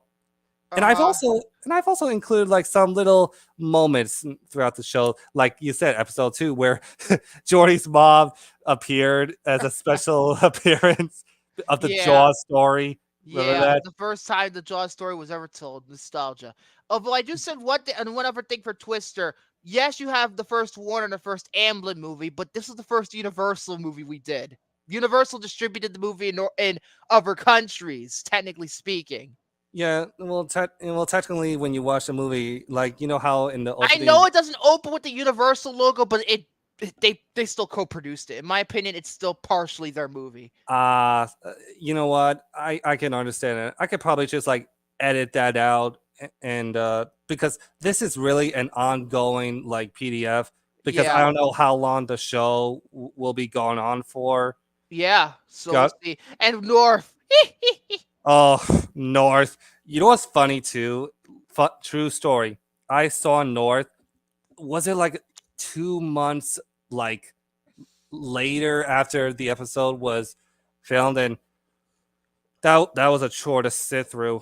It's awful. It is genuinely one of the worst movies I've ever seen. Sonic the Hedgehog, Paramount, first 2020s, for PG, Born Identity, second Universal, not first, but first Doug Liman movie, yes. Although apparently what I learned recently from a YouTube channel, I think it was called, I forgot what it's called. It's like It Was a Shit Show or something like that. They were talking about the production of the Born Identity. Doug Liman apparently was being a really big piece of shit on the set. Like, Really? it was very demanding.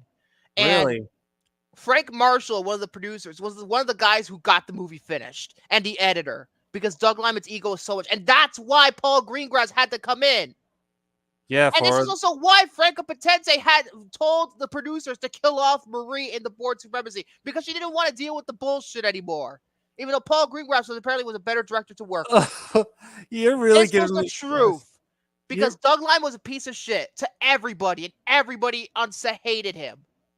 Oh my god. So it was the editor, it was Frank Marshall, it was Universal, and I'm sorry. And this is also why Doug Liman hasn't really done anything good since.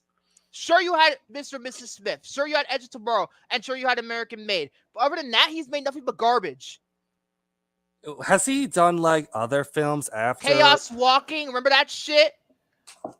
Oh, I've never saw that. That's with Tom Holland and Daisy Ridley in it. And I Speaking of somebody who went to the B list, Daisy Ridley, but that was because the fan babies who had a problem with her, and she hasn't done really anything since, which is way too fucking bad because I think she's a good actress. Yeah, like she has like such talent in like the face of Hollywood, but thanks, fan babies, you pretty much wowed her out of way. Yes, I know she had a new movie come out, but it was a very limited release. Very limited. And plus, I don't even know if that movie's any good. Do you remember what it was called? That's supposed to The Marsh King's Daughter, I think that's what it was called.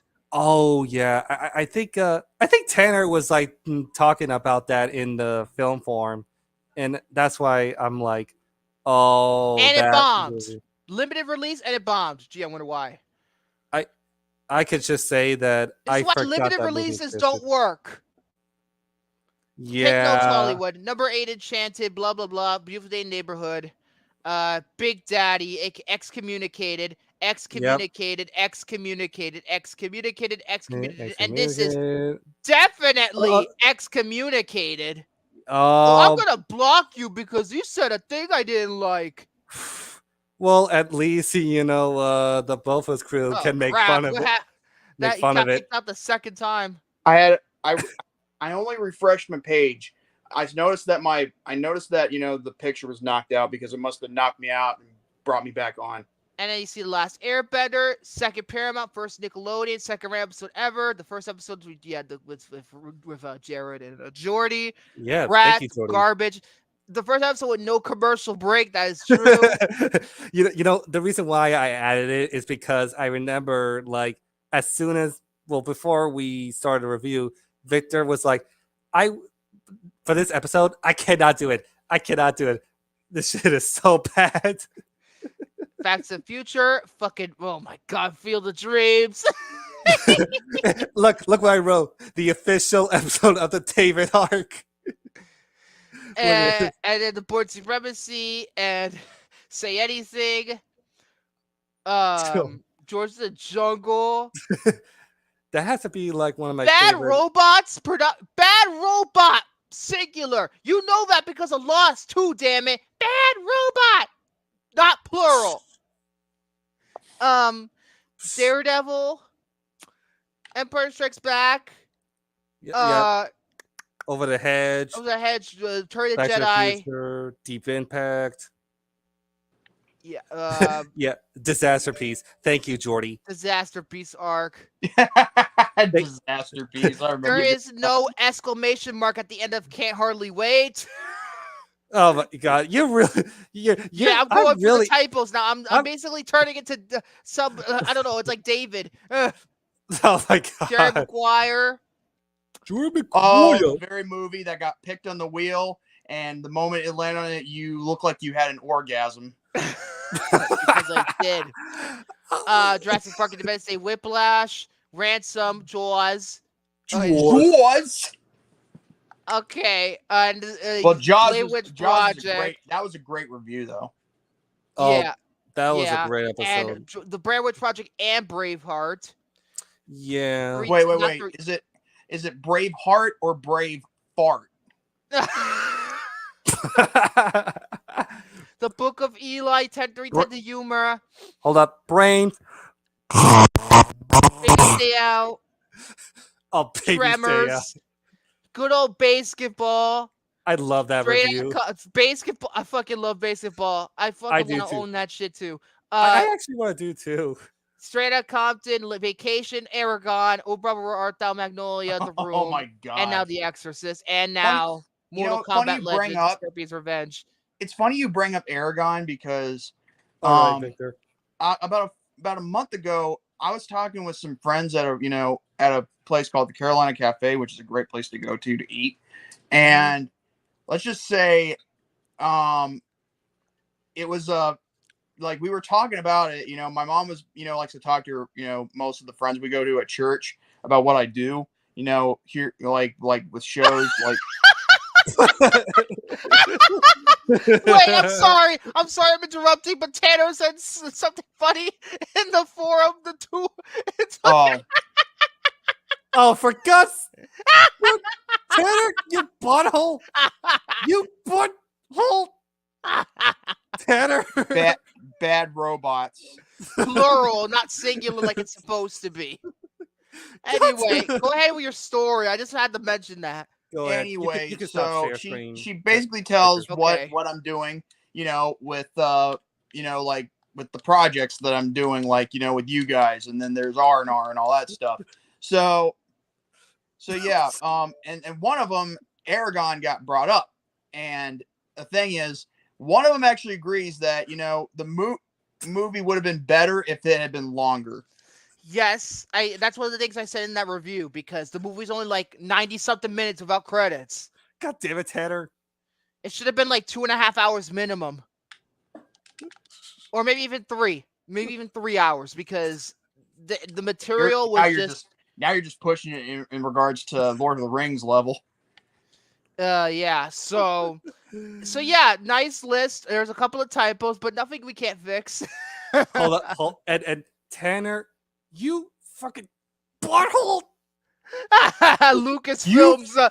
What? He said because it's in the PDF file. He said Lucasfilms plural instead of just Lucasfilm. And I pulled a David with popcorn. Well, to be honest with you, that he's not wrong because films, it's more than one film. Yes, but the company's called Lucasfilm singular, not S. Yeah, but overall, I'm throughout the entire show. This is just an ongoing list that I'm going to be working on, and this is like something that keeps me busy as a beaver, and yeah, hopefully be a great help for the show.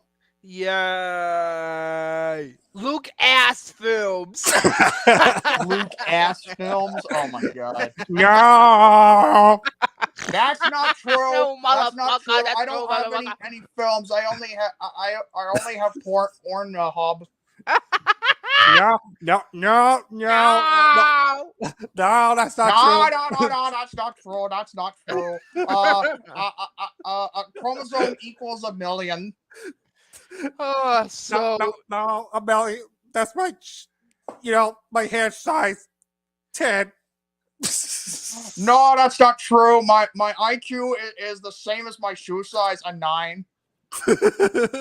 oh my god. So yeah, there you go. What Oh the my hell are we God. doing with our lives? I have no fucking idea. Ugh. I don't know what I'm doing in my life, having to deal with you guys. But hey, you're the ones who brought me up. Okay, all right, Jordy, you go ahead now. Wait. Did William already give his topic? Yes, that was his topic, the Yes. fucking PDF file. Okay. Thank you, Victor. So yeah. By the way, just so we're clear, the only part whenever I switch from from characters like in GTA 5, the one part that I remember doing was when I switched to Trevor. He's on a scooter and he's riding right next to this guy who's also on another scooter. And he said, "Hey, scooter brother, how you doing, scooter brother?" You guys have to see it to believe it. Anyway, so yeah.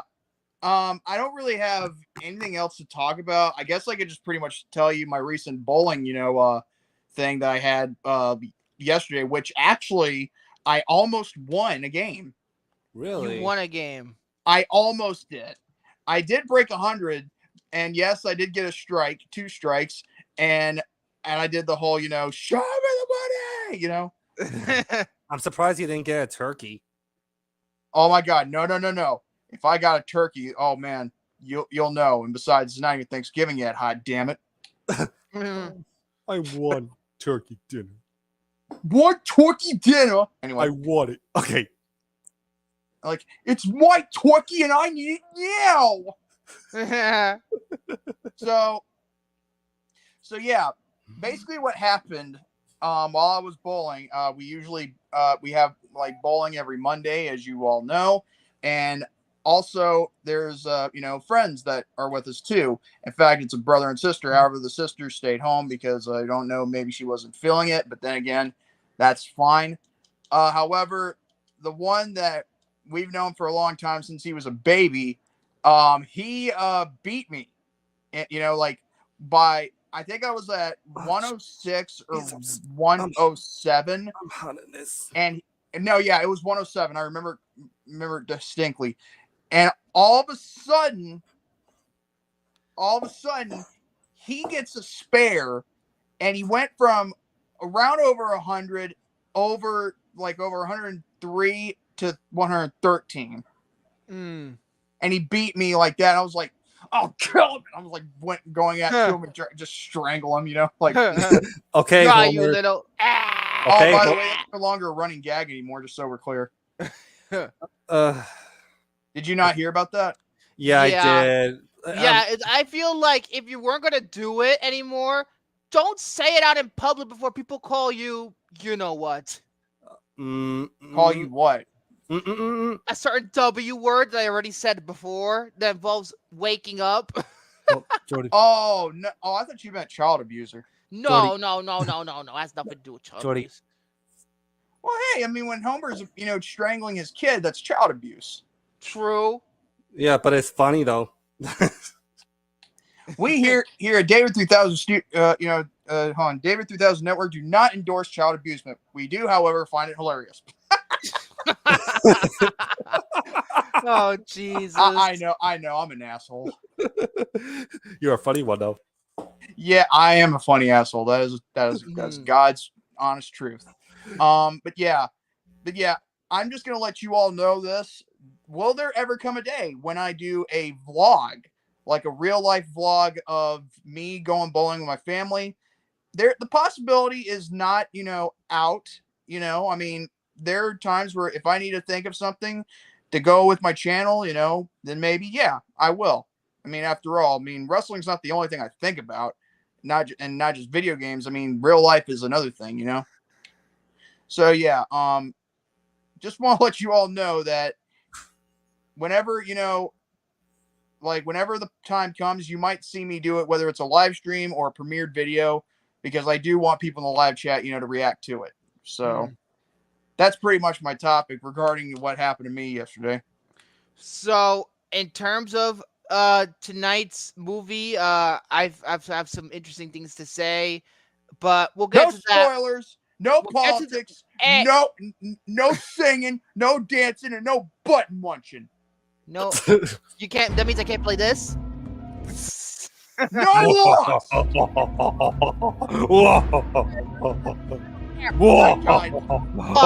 Everybody should. If William could do it, you could do it too. God damn it! You absolutely. And so can you, Hunter. So can you. You too, Hunter. You too. Damn it. Get off of Hold on a second. Ellen, You know what? or whatever You know it what is. William sounded like when he was doing that song? You know what he was What? sounding like when he was doing that song? He sounded like those freaking fish in the dentist office from Finding Nemo when they were doing that little, like fraternity, initiation thing. Fish are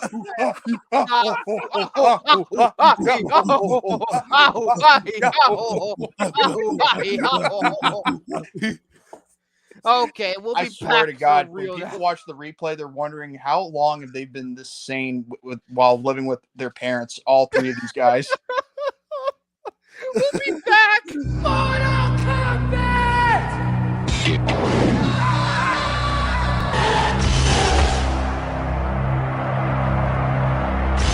Mortal Kombat! Mortal Kombat! Mortal Kombat!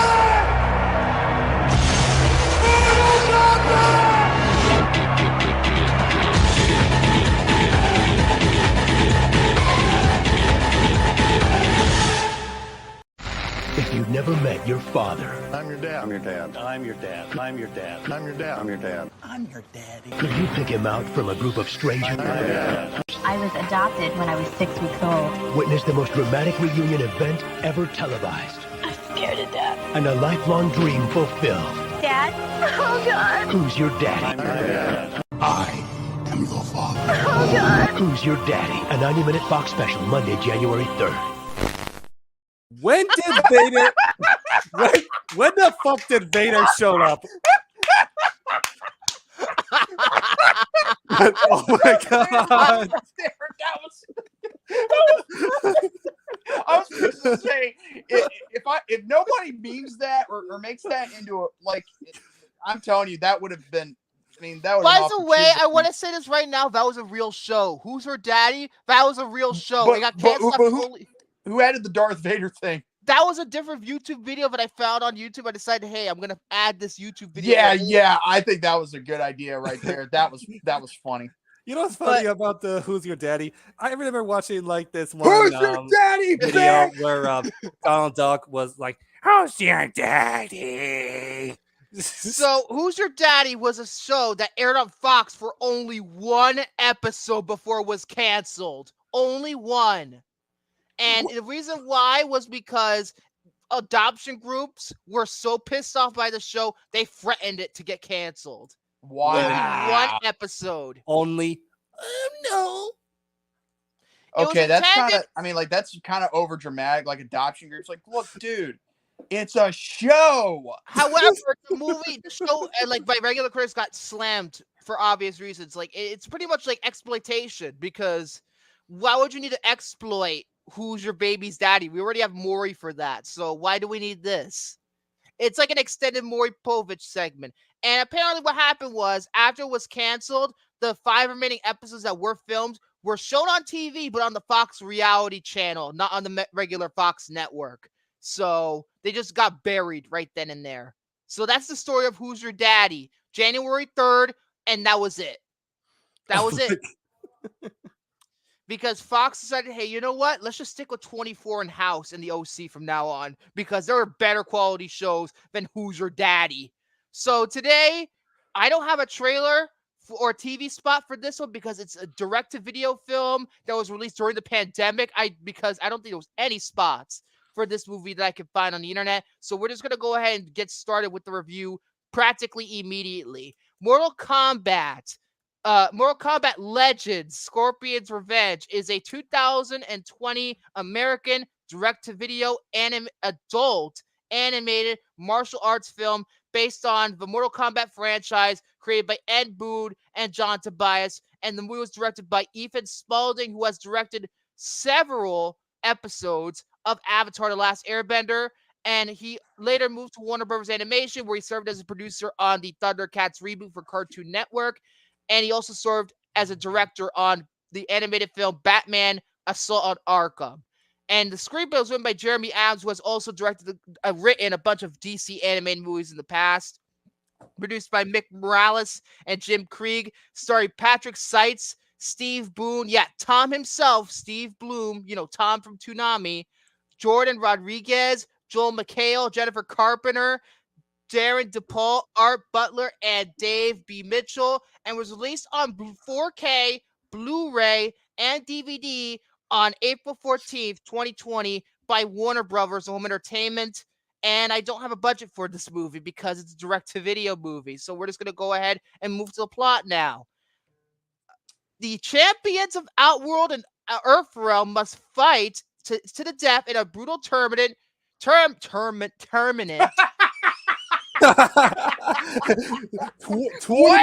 What? Wait, what? Permanent? What did you say, Victor? Repeat that again. Tournament? Did I say tournament? No, you didn't say tournament. You said permanent. Tournament. Wait, tournament. What did the that Terminator set up? decides the fate of Earth. 7.4 out of 10 on IMDb. 3.4 out of 5 on Letterboxd. So it's pretty well received, even for it being a direct-to-video material. So Wait. I know we don't usually talk about this, but I gotta ask. Yeah. Did Rotten Tomatoes do a rating on it too? Yes, they did, but Rotten Tomatoes could kiss my ass. But what was their rating? 90% rating. Not okay. That's not bad, right there. So and it received positive reviews, and before I saw this movie, I have seen some of the live action Mortal Kombat movies, and most of them are not very good, particularly Annihilation for obvious reasons, because Annihilation sucks ass. Oh my god, don't get me started on Annihilation. Like I like the first movie of '95. The sequel. I mean, let me tell you something. It needed, first of all, there was a lot of recasting. For certain because characters. New Line was too fucking cheap to afford the fucking cast. Well, it's not just that, but here's another reason, and I want to explain this. And I know spoilers about what happens in Annihilation, but I don't really care because we don't want anyone to see that garbage of a movie.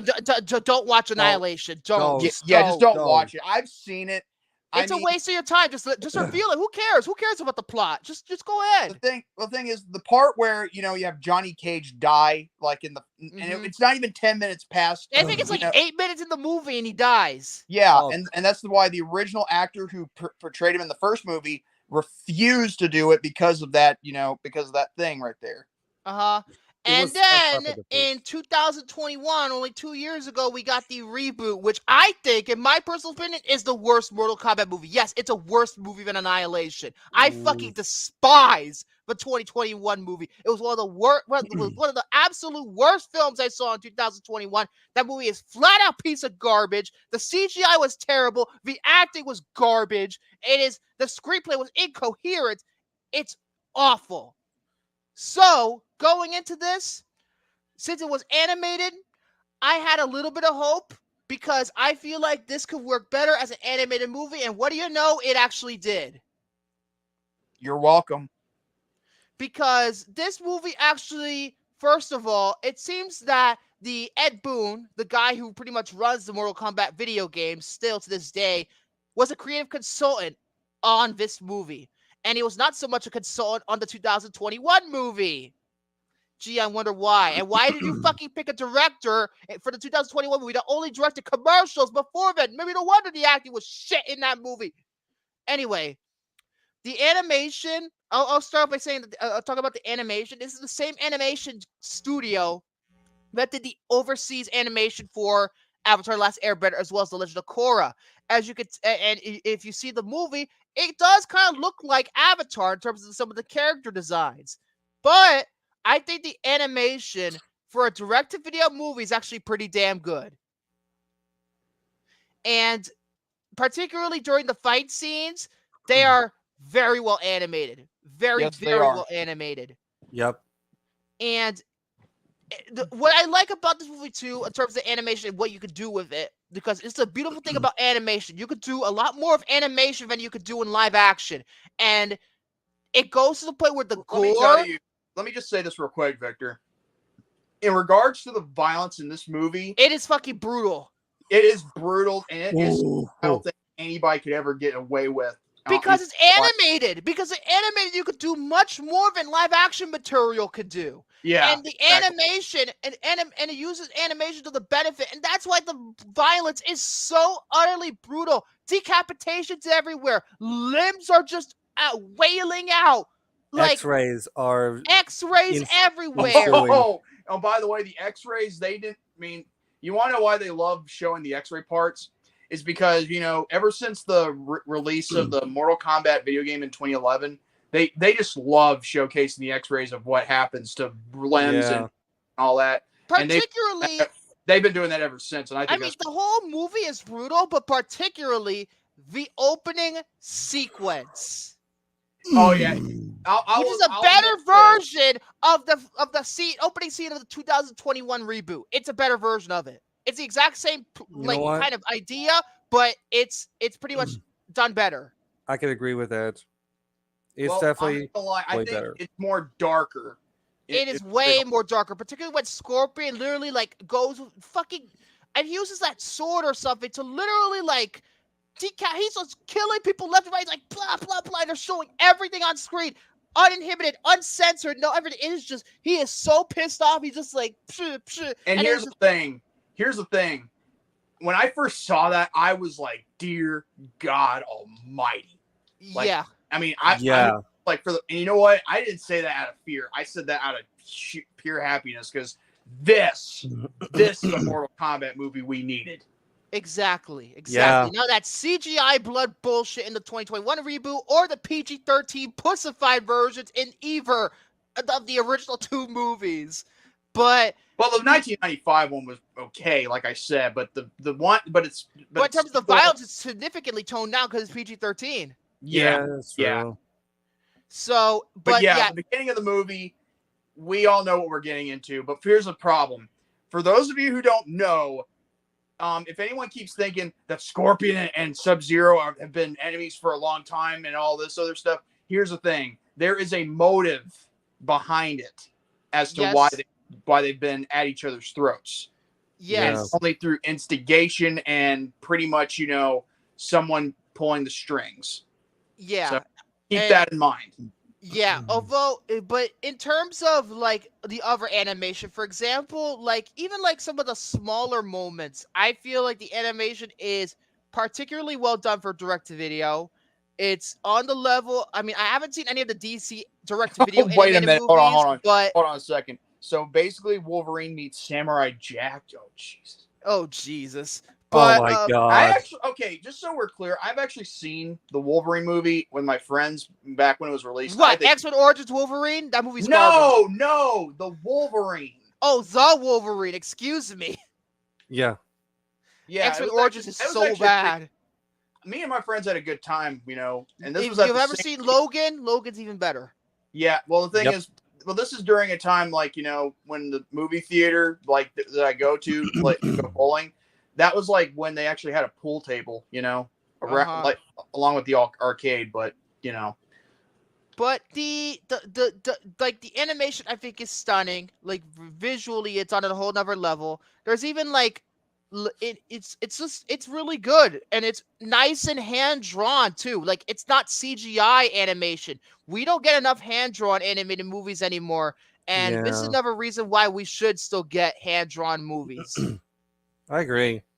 I know that Sony Pictures Animation's doing a hand-drawn movie that Gendy Tartakovsky's doing, but other than that, we don't really get hand-drawn anymore. So yeah, it's so rare to find a hand-drawn animated movie nowadays where the majority of them is mostly filled with CGI. But I think that this movie in particular gives a little glimmer of hope that more hand-drawn animated films will be coming in the near future, I think. But especially, like you said, it's very impressive. For a movie that's direct to video, that's really impressive of what they're able to do in terms of design the characters, such as Scorpion. I also agree with that. And Sonya Blade. Yeah, and I'll go by saying that, and I'm going to talk about now the characters of the movie, because despite the title of the movie, this is more of an ensemble piece. This is not just about Scorpion. Oh, hell, no. I don't even know if he's in the main character. It's an ensemble piece. Far from it. I mean, yes, it's Scorpion's movie, But here's the thing. It's an ensemble piece. Yeah, and besides, it's like when we were talking about the beginning of the movie, like, you know, how the story is, you know, what leads to the tournament. Here's the thing. This actually does it quite well and way better than the 2021 live action. Oh, absolutely. Yeah. Absolutely. But I'll talk about the other characters now. So, of course, Raiden's You not gotta in the talk movie about all them. that. You got to talk about them respectfully as they were showcased. Because I don't remember chronological order, so I'm Liu just gonna Kang go was first. Okay, Liu Kang was first, then Raiden because he showed up in the exact same scene. Liu Kang, he, that's another thing with the movie is that one of my only flaws is that the movie could have been a little bit longer to flesh out some of these characters. I think that the movie is way too short. 80 minutes. I feel like it should have been 90 minutes, maybe even 100 minutes to flesh everything out a little bit more. Here's the thing. This was an animated movie that was released by Warner Brothers Animation. So give them benefit of the doubt, okay?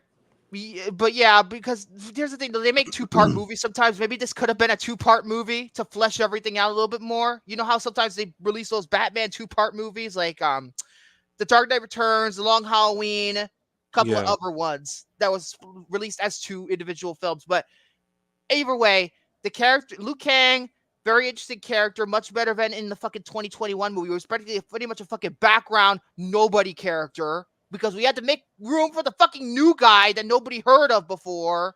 One of my biggest problems with the fucking reboot. What new guy? He was just there for no reason. Yeah, Cole Young or whatever. The fucking new guy, like garbage. Who are we even getting out of that guy? But anyways. No, he's just one note the entire movie. Anyway, that's enough story for the 2021 movie. And then Raiden, he's pretty good, even though he's not in the movie all that much. But I think the two best, other than Scorpion, are Sonya Blade and I almost said Luke Cage. I'm a fucking idiot. Johnny Cage, not fucking Luke Cage. Damn it, fanboy! What'd you make me do? Johnny Cage. Not Luke Cage. I mean, Luke Cage is a good character in Marvel. But Johnny Cage. For Johnny Cage, that's the next character. And those two. The way how they introduced him.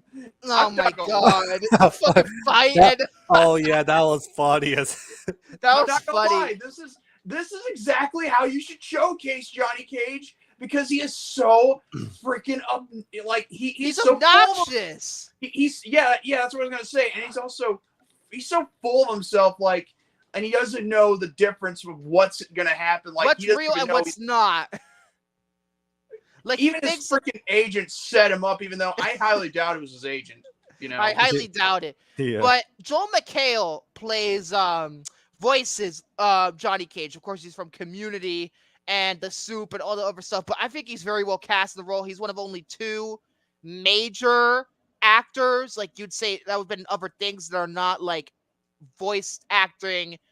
Like they're actual like people who've been in live action stuff, not like just straight up voice actors. And then Sonya Blade, I think, might be one of the best characters in the movie. Jennifer Carpenter is actually pretty good in this as the character, which you don't expect Emily Rose to be Sonya Blade. If you've ever seen the Exorcism of Emily Rose, I'm just like, oh, Jesus. Oh, yeah. But she's great in this. She's really good in this. Sonya is one of a pretty strong character. Very well developed character. The relationship between her and Jack. Like she has like one scene in particular. I don't know if we're gonna talk about the same scene, but I feel like we are. That there's one part that was funny to me, but I'm not sure. No. Listen, the part where they're showcasing her when she's actually. I mean, the thing is, this is how you introduce a strong character, a strong female character. You know, give them a little backstory of why they have motivation to want to be proven, why they don't want to be seen anything but a weak girl. You know what I mean? So they showcased her how, you know, she rose to prominence, you know, and how they made the special forces and all that, like a spec ops unit, I believe. Yeah. And the fact that she beat the ever-loving out of that guy. He literally ripped his fucking face off. Yeah. No. Well, not really ripped his face off. I think mostly beat his face in. Well, yeah, but you know what I mean. It's a figure of damn speech. Get with the picture. Anyway, the point is, there's one scene involving her that I really fucking laugh my ass off. It's the scene where she kicks Johnny Cage in the balls for being obnoxious. Oh yeah. She's like, Oh, wait. oh my Oh, nuts. wait. Oh, my dick! My There's nuts. there's another one. You forgot to mention this about how we got the rise of Scorpion in the Nether Realm. Yeah, the NetherRealm stuff is actually pretty damn good. It looks appropriately hellish, and what's the character's name? Quan Chi. The one Quan Chi. Quan Chi. Who is later revealed to be pretty much manipulating the whole thing the entire time, which obviously you could see it coming, but it still works pretty well for the most part. And he's pretty much manipulating him the entire movie, and that's the whole point. Yeah, it's the whole point. He's manipulating him the entire time. But the Quan Chi, he's a good villain for the. I don't know, is Shang Tsung more the main villain or he is? I'm having a hard time depending on who is the true main villain. Well, here's the thing. The main villain obviously is Quan Chi because this is Scorpion's, movie and all that. But however, the main villains, I think the main villain is Quan Chi. So, and the other main villains, Shang Tsung, Goro, and other Outworld, villains, yeah, they all have their place. Yeah. But mostly it's mainly Quan Chi. Right. Yeah, okay. And we know how he ends up, trust me. Yeah, he gets pretty much brutalized. Oh, yeah. More like fatalized, but then again, is that even a word? Oh, another thing I want to talk about, even though it has really nothing to do with the movie, I just want to talk about how the movie opens quickly. What did Daffy ever do to you, Scorpion? What did he do to you? Remember that WB animation logo that opens the movie and he pretty much implied that Scorpion killed Daffy Duck? Yeah. Get over here. Actually, I mean, then again, well, we don't know if he actually did or not. I'm pretty sure he did. I'm like 95% sure he did. Like Daffy Duck was like going around being like a lunatic as always outside of the Warner Brothers logo, and then he crashed into the camera, and then Scorpion pops out of nowhere. He was like, "Get over here!" And he grabs him by the neck and takes him to the Nether Realm. And then he probably got roasted. Yeah, he turned into Duck. It's duck season. Wabbit season. Duck season. Wabbit season. It's duck. Duck season. Fire. It's not Bugs Bunny. If this was Bugs Bunny, that would be different. But in terms, but that shit is pretty fucking hilarious, and it's a nice way to kind of. Oh, there's another line in the movie where this is right after they go to that fucking. It's not the Earth realm. It's the other realm where the tournament's taking place. I forget which realm it is. But it's when Johnny Cage kind of, gets into the tournament. He's on this fucking island thing. The way he gets on the boat. Yes. No. This is after he gets on the boat. But like he's walking around trying to look for everything. He's like, what the hell's going on? Better not be straight to video. He broke the fourth wall.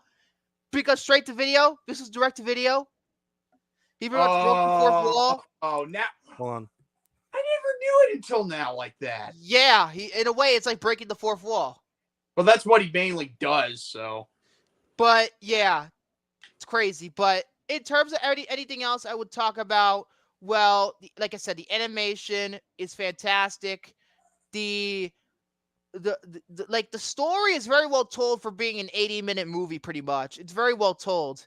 Good script. For the most part, there's a couple of things I would have changed. For example, the ending is way too rushed for me. It is just like it's over in less than 5 seconds. It's just like, can we just have a proper ending? It's just like it feels abrupt. It doesn't feel like an ending either because it's sequel bait, Feige bait.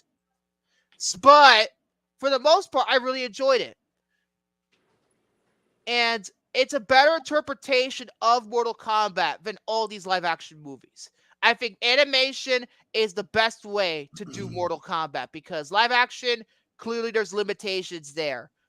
With this animation, you could do a lot more with it. You could be more creative in what you could do. And obviously it showed because they've done 3 sequels to this. Yeah. And I think it's good. I think it's good. I want everybody else to talk now because I think I've talked too much. Yeah. And plus, I think the movie itself, as we get into the plot, like of the story, it tells a very good, way of how this tournament is supposed to be, Yeah. like, and how we're It supposed feels to like an look at it. actual tournament. Mortal Kombat reboot, the 2021 movie. There's barely. I don't think that was the tournament even in the fucking movie. I don't think it was. The movie was actually building for the tournament. It wasn't, going to the Then tournament. it was a fucking cop out. It was poorly done, but that's besides the point. Yeah, like it's. But this is how it should be, for like you were just saying. Anyway, as you were. Yeah, and the thing is, when I first saw this movie, I was thinking, you know what? If it's rated R, if it's got enough, like for a Mortal Kombat movie to have, I'm like, I'm gonna give this a try. And you know what? I don't regret, giving this a chance, because with Warner Brothers Animation and all that, I mean, I'm telling you, they hit it out of the park. I mean, Yeah. they really hit it out of the park, And Yeah. I will say, for the final record, I recommend anybody who is a Mortal Kombat fan to watch this movie. In fact, watch all the other animated movies that they're being made by Warner Brothers Animation, because particularly the DC Comics ones, the DC AMU, the DC Animated Movie Universe. Yeah, exactly. And believe me, it will be worth your money and your time, of course. Although I do need to watch those DC animated movies. Like, I know they have a couple on the wheel, but not in the DC AMU, which starts with Flashpoint Paradox and ends at Justice League Dark Apocalypse War. Yeah, I think I've seen like the ones we have on the wheel, the like Under the Red Hood. That's pretty much a standalone movie. Yeah. Yeah. But That's anyway, as you were saying. Yeah, Jordy. At the end of the day, it's a very good, well done masterpiece. And even if it's like 80 minutes, as you say, I think that's enough time to showcase, what a good movie this is. So, will you have anything else you want to talk about the movie, because you barely got a word in? Yeah, I mean, I don't really have anything else to say, really, other than the fact that from the opening scene where Scorpion, or should I say, Hanzo, realized that she sees his dead wife in the house, and I have to tell you this too. From that scene alone, I was just like, "Oh, he's so pissed now, Hanzo. Do your work." And that opening sequence alone is just like with him being trapped on that huge blockage of ice, and then you would see him and his son being killed off. Quan Chi, what he did, and yes, Quan Chi was being Sub-Zero, to manipulate the events as we see in the movie.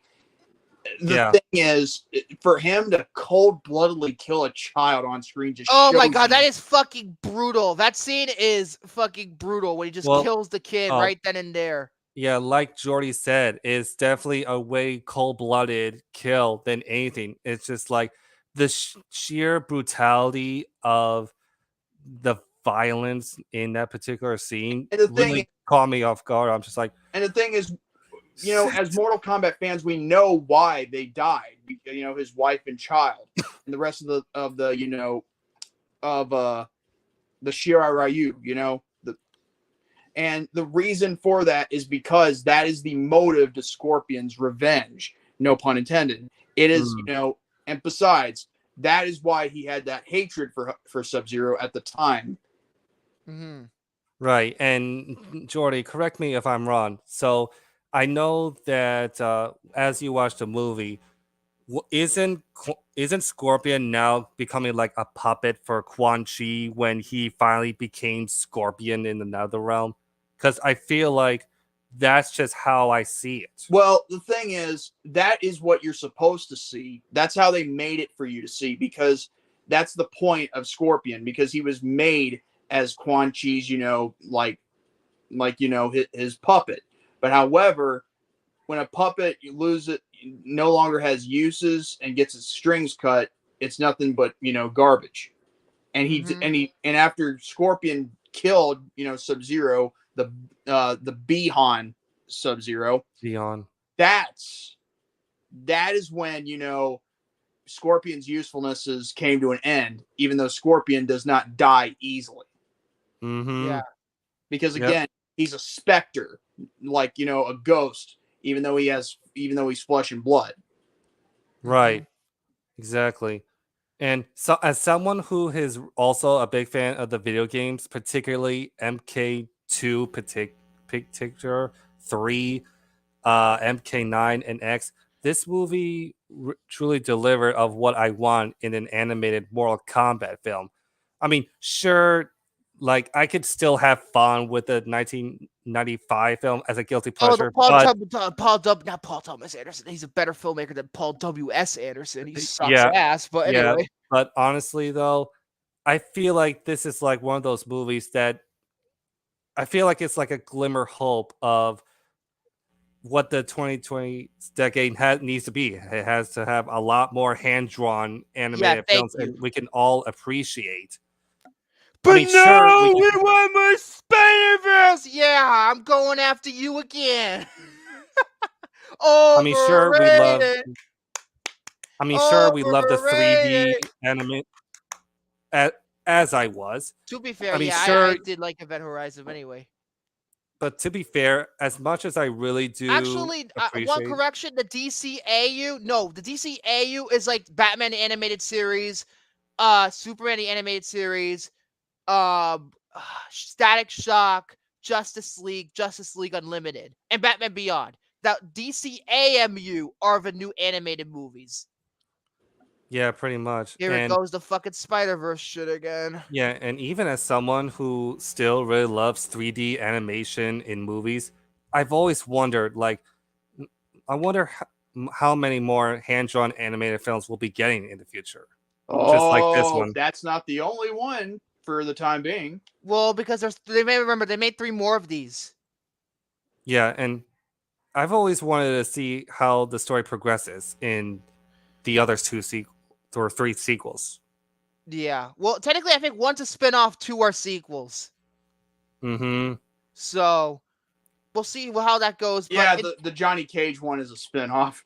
okay, so there's technically 2 sequels and a spin-off. I'll go with that. 2 sequels, then a spin-off. So overall, I think this was pretty solid. I think it's a solid movie. Not about its faults, but I think it is beautifully well animated. Like, the animation is probably the best thing about it. And the story is well told. The cast is very good. And it's just everything you want in a Mortal Kombat movie. For the fans, it's very good. For newcomers, I think it does a good job They're in for setting up a everything. treat. So, and the it's not like newco- Five Nights at Freddy's newcomers- where it's pretty much fucking like the newcomers are gonna be fucking confused the entire time. Don't remind me of that. They'll still enjoy it. Trust me. But I believe this film is accessible to anybody, and I think it's very well told, and that's why I'm gonna give it a 4 out of 5. That's what I'm gonna give it, a 4 out of 5. Mm-hmm. William?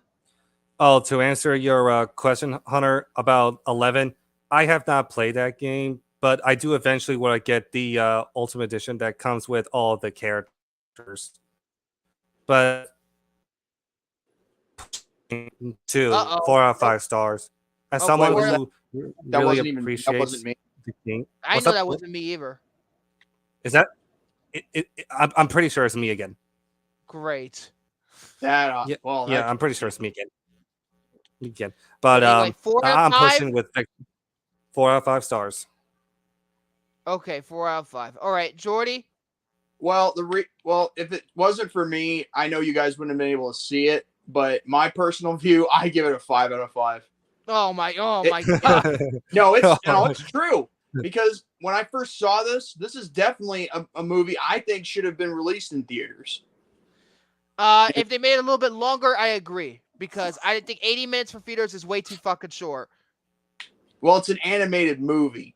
I mean, like... True, but animated movies these days usually go about 90 to 100 minutes. Hold on a second. You've had your chance. Let me have mine.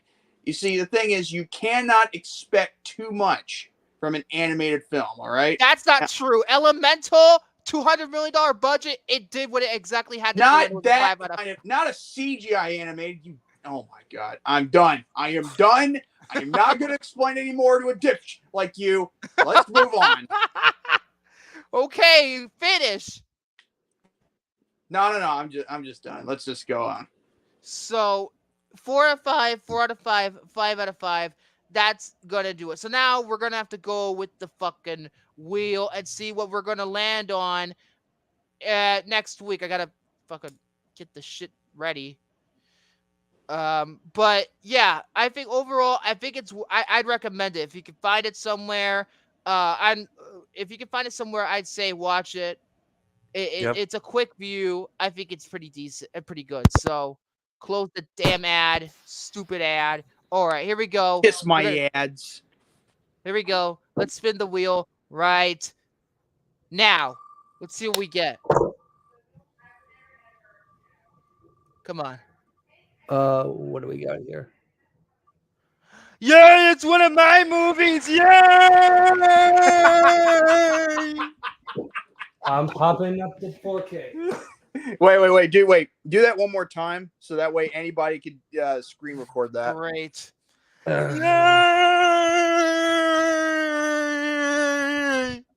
Okay, I want someone to turn that into a GIF, please. But Free Guy is my second favorite movie of 2021. It's just a fucking amazing movie. And I don't care what anybody says. Oh no, it's a bad movie because of this. Shut the fuck up. This is one of my favorite movies of that year. It is fucking fantastic, and I can't wait to talk about it. And also, this is going to be our first 20th Century Studios movie. Not 20th Century Fox, we've done that before, but 20th Century Studios, we haven't done that yet. So this is our first 20th Century Studio.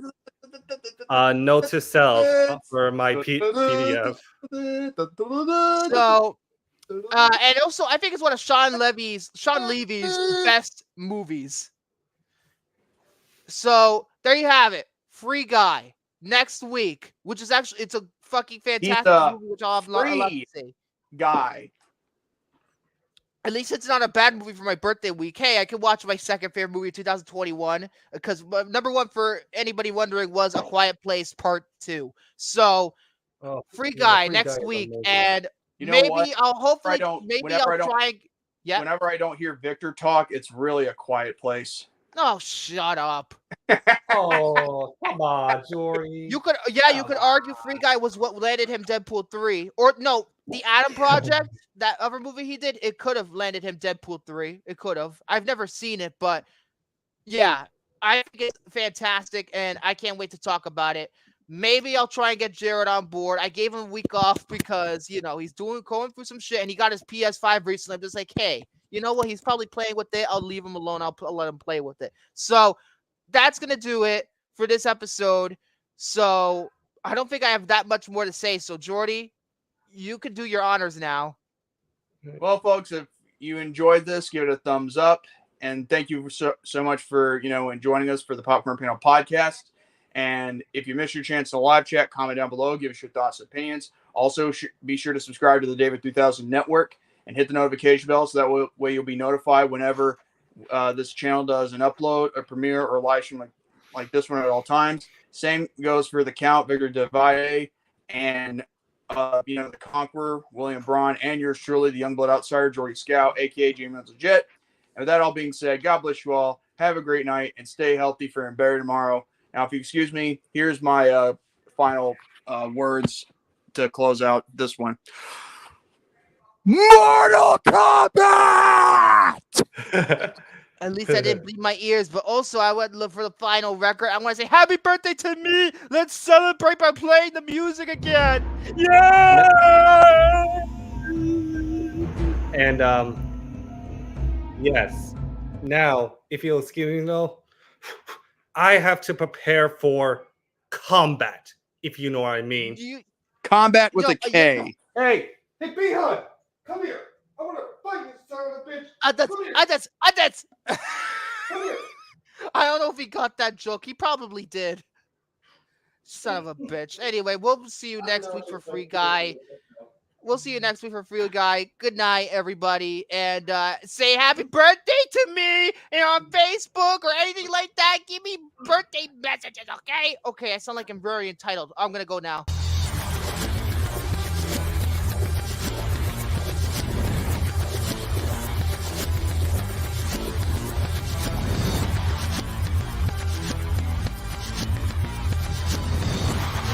Mortal Kombat!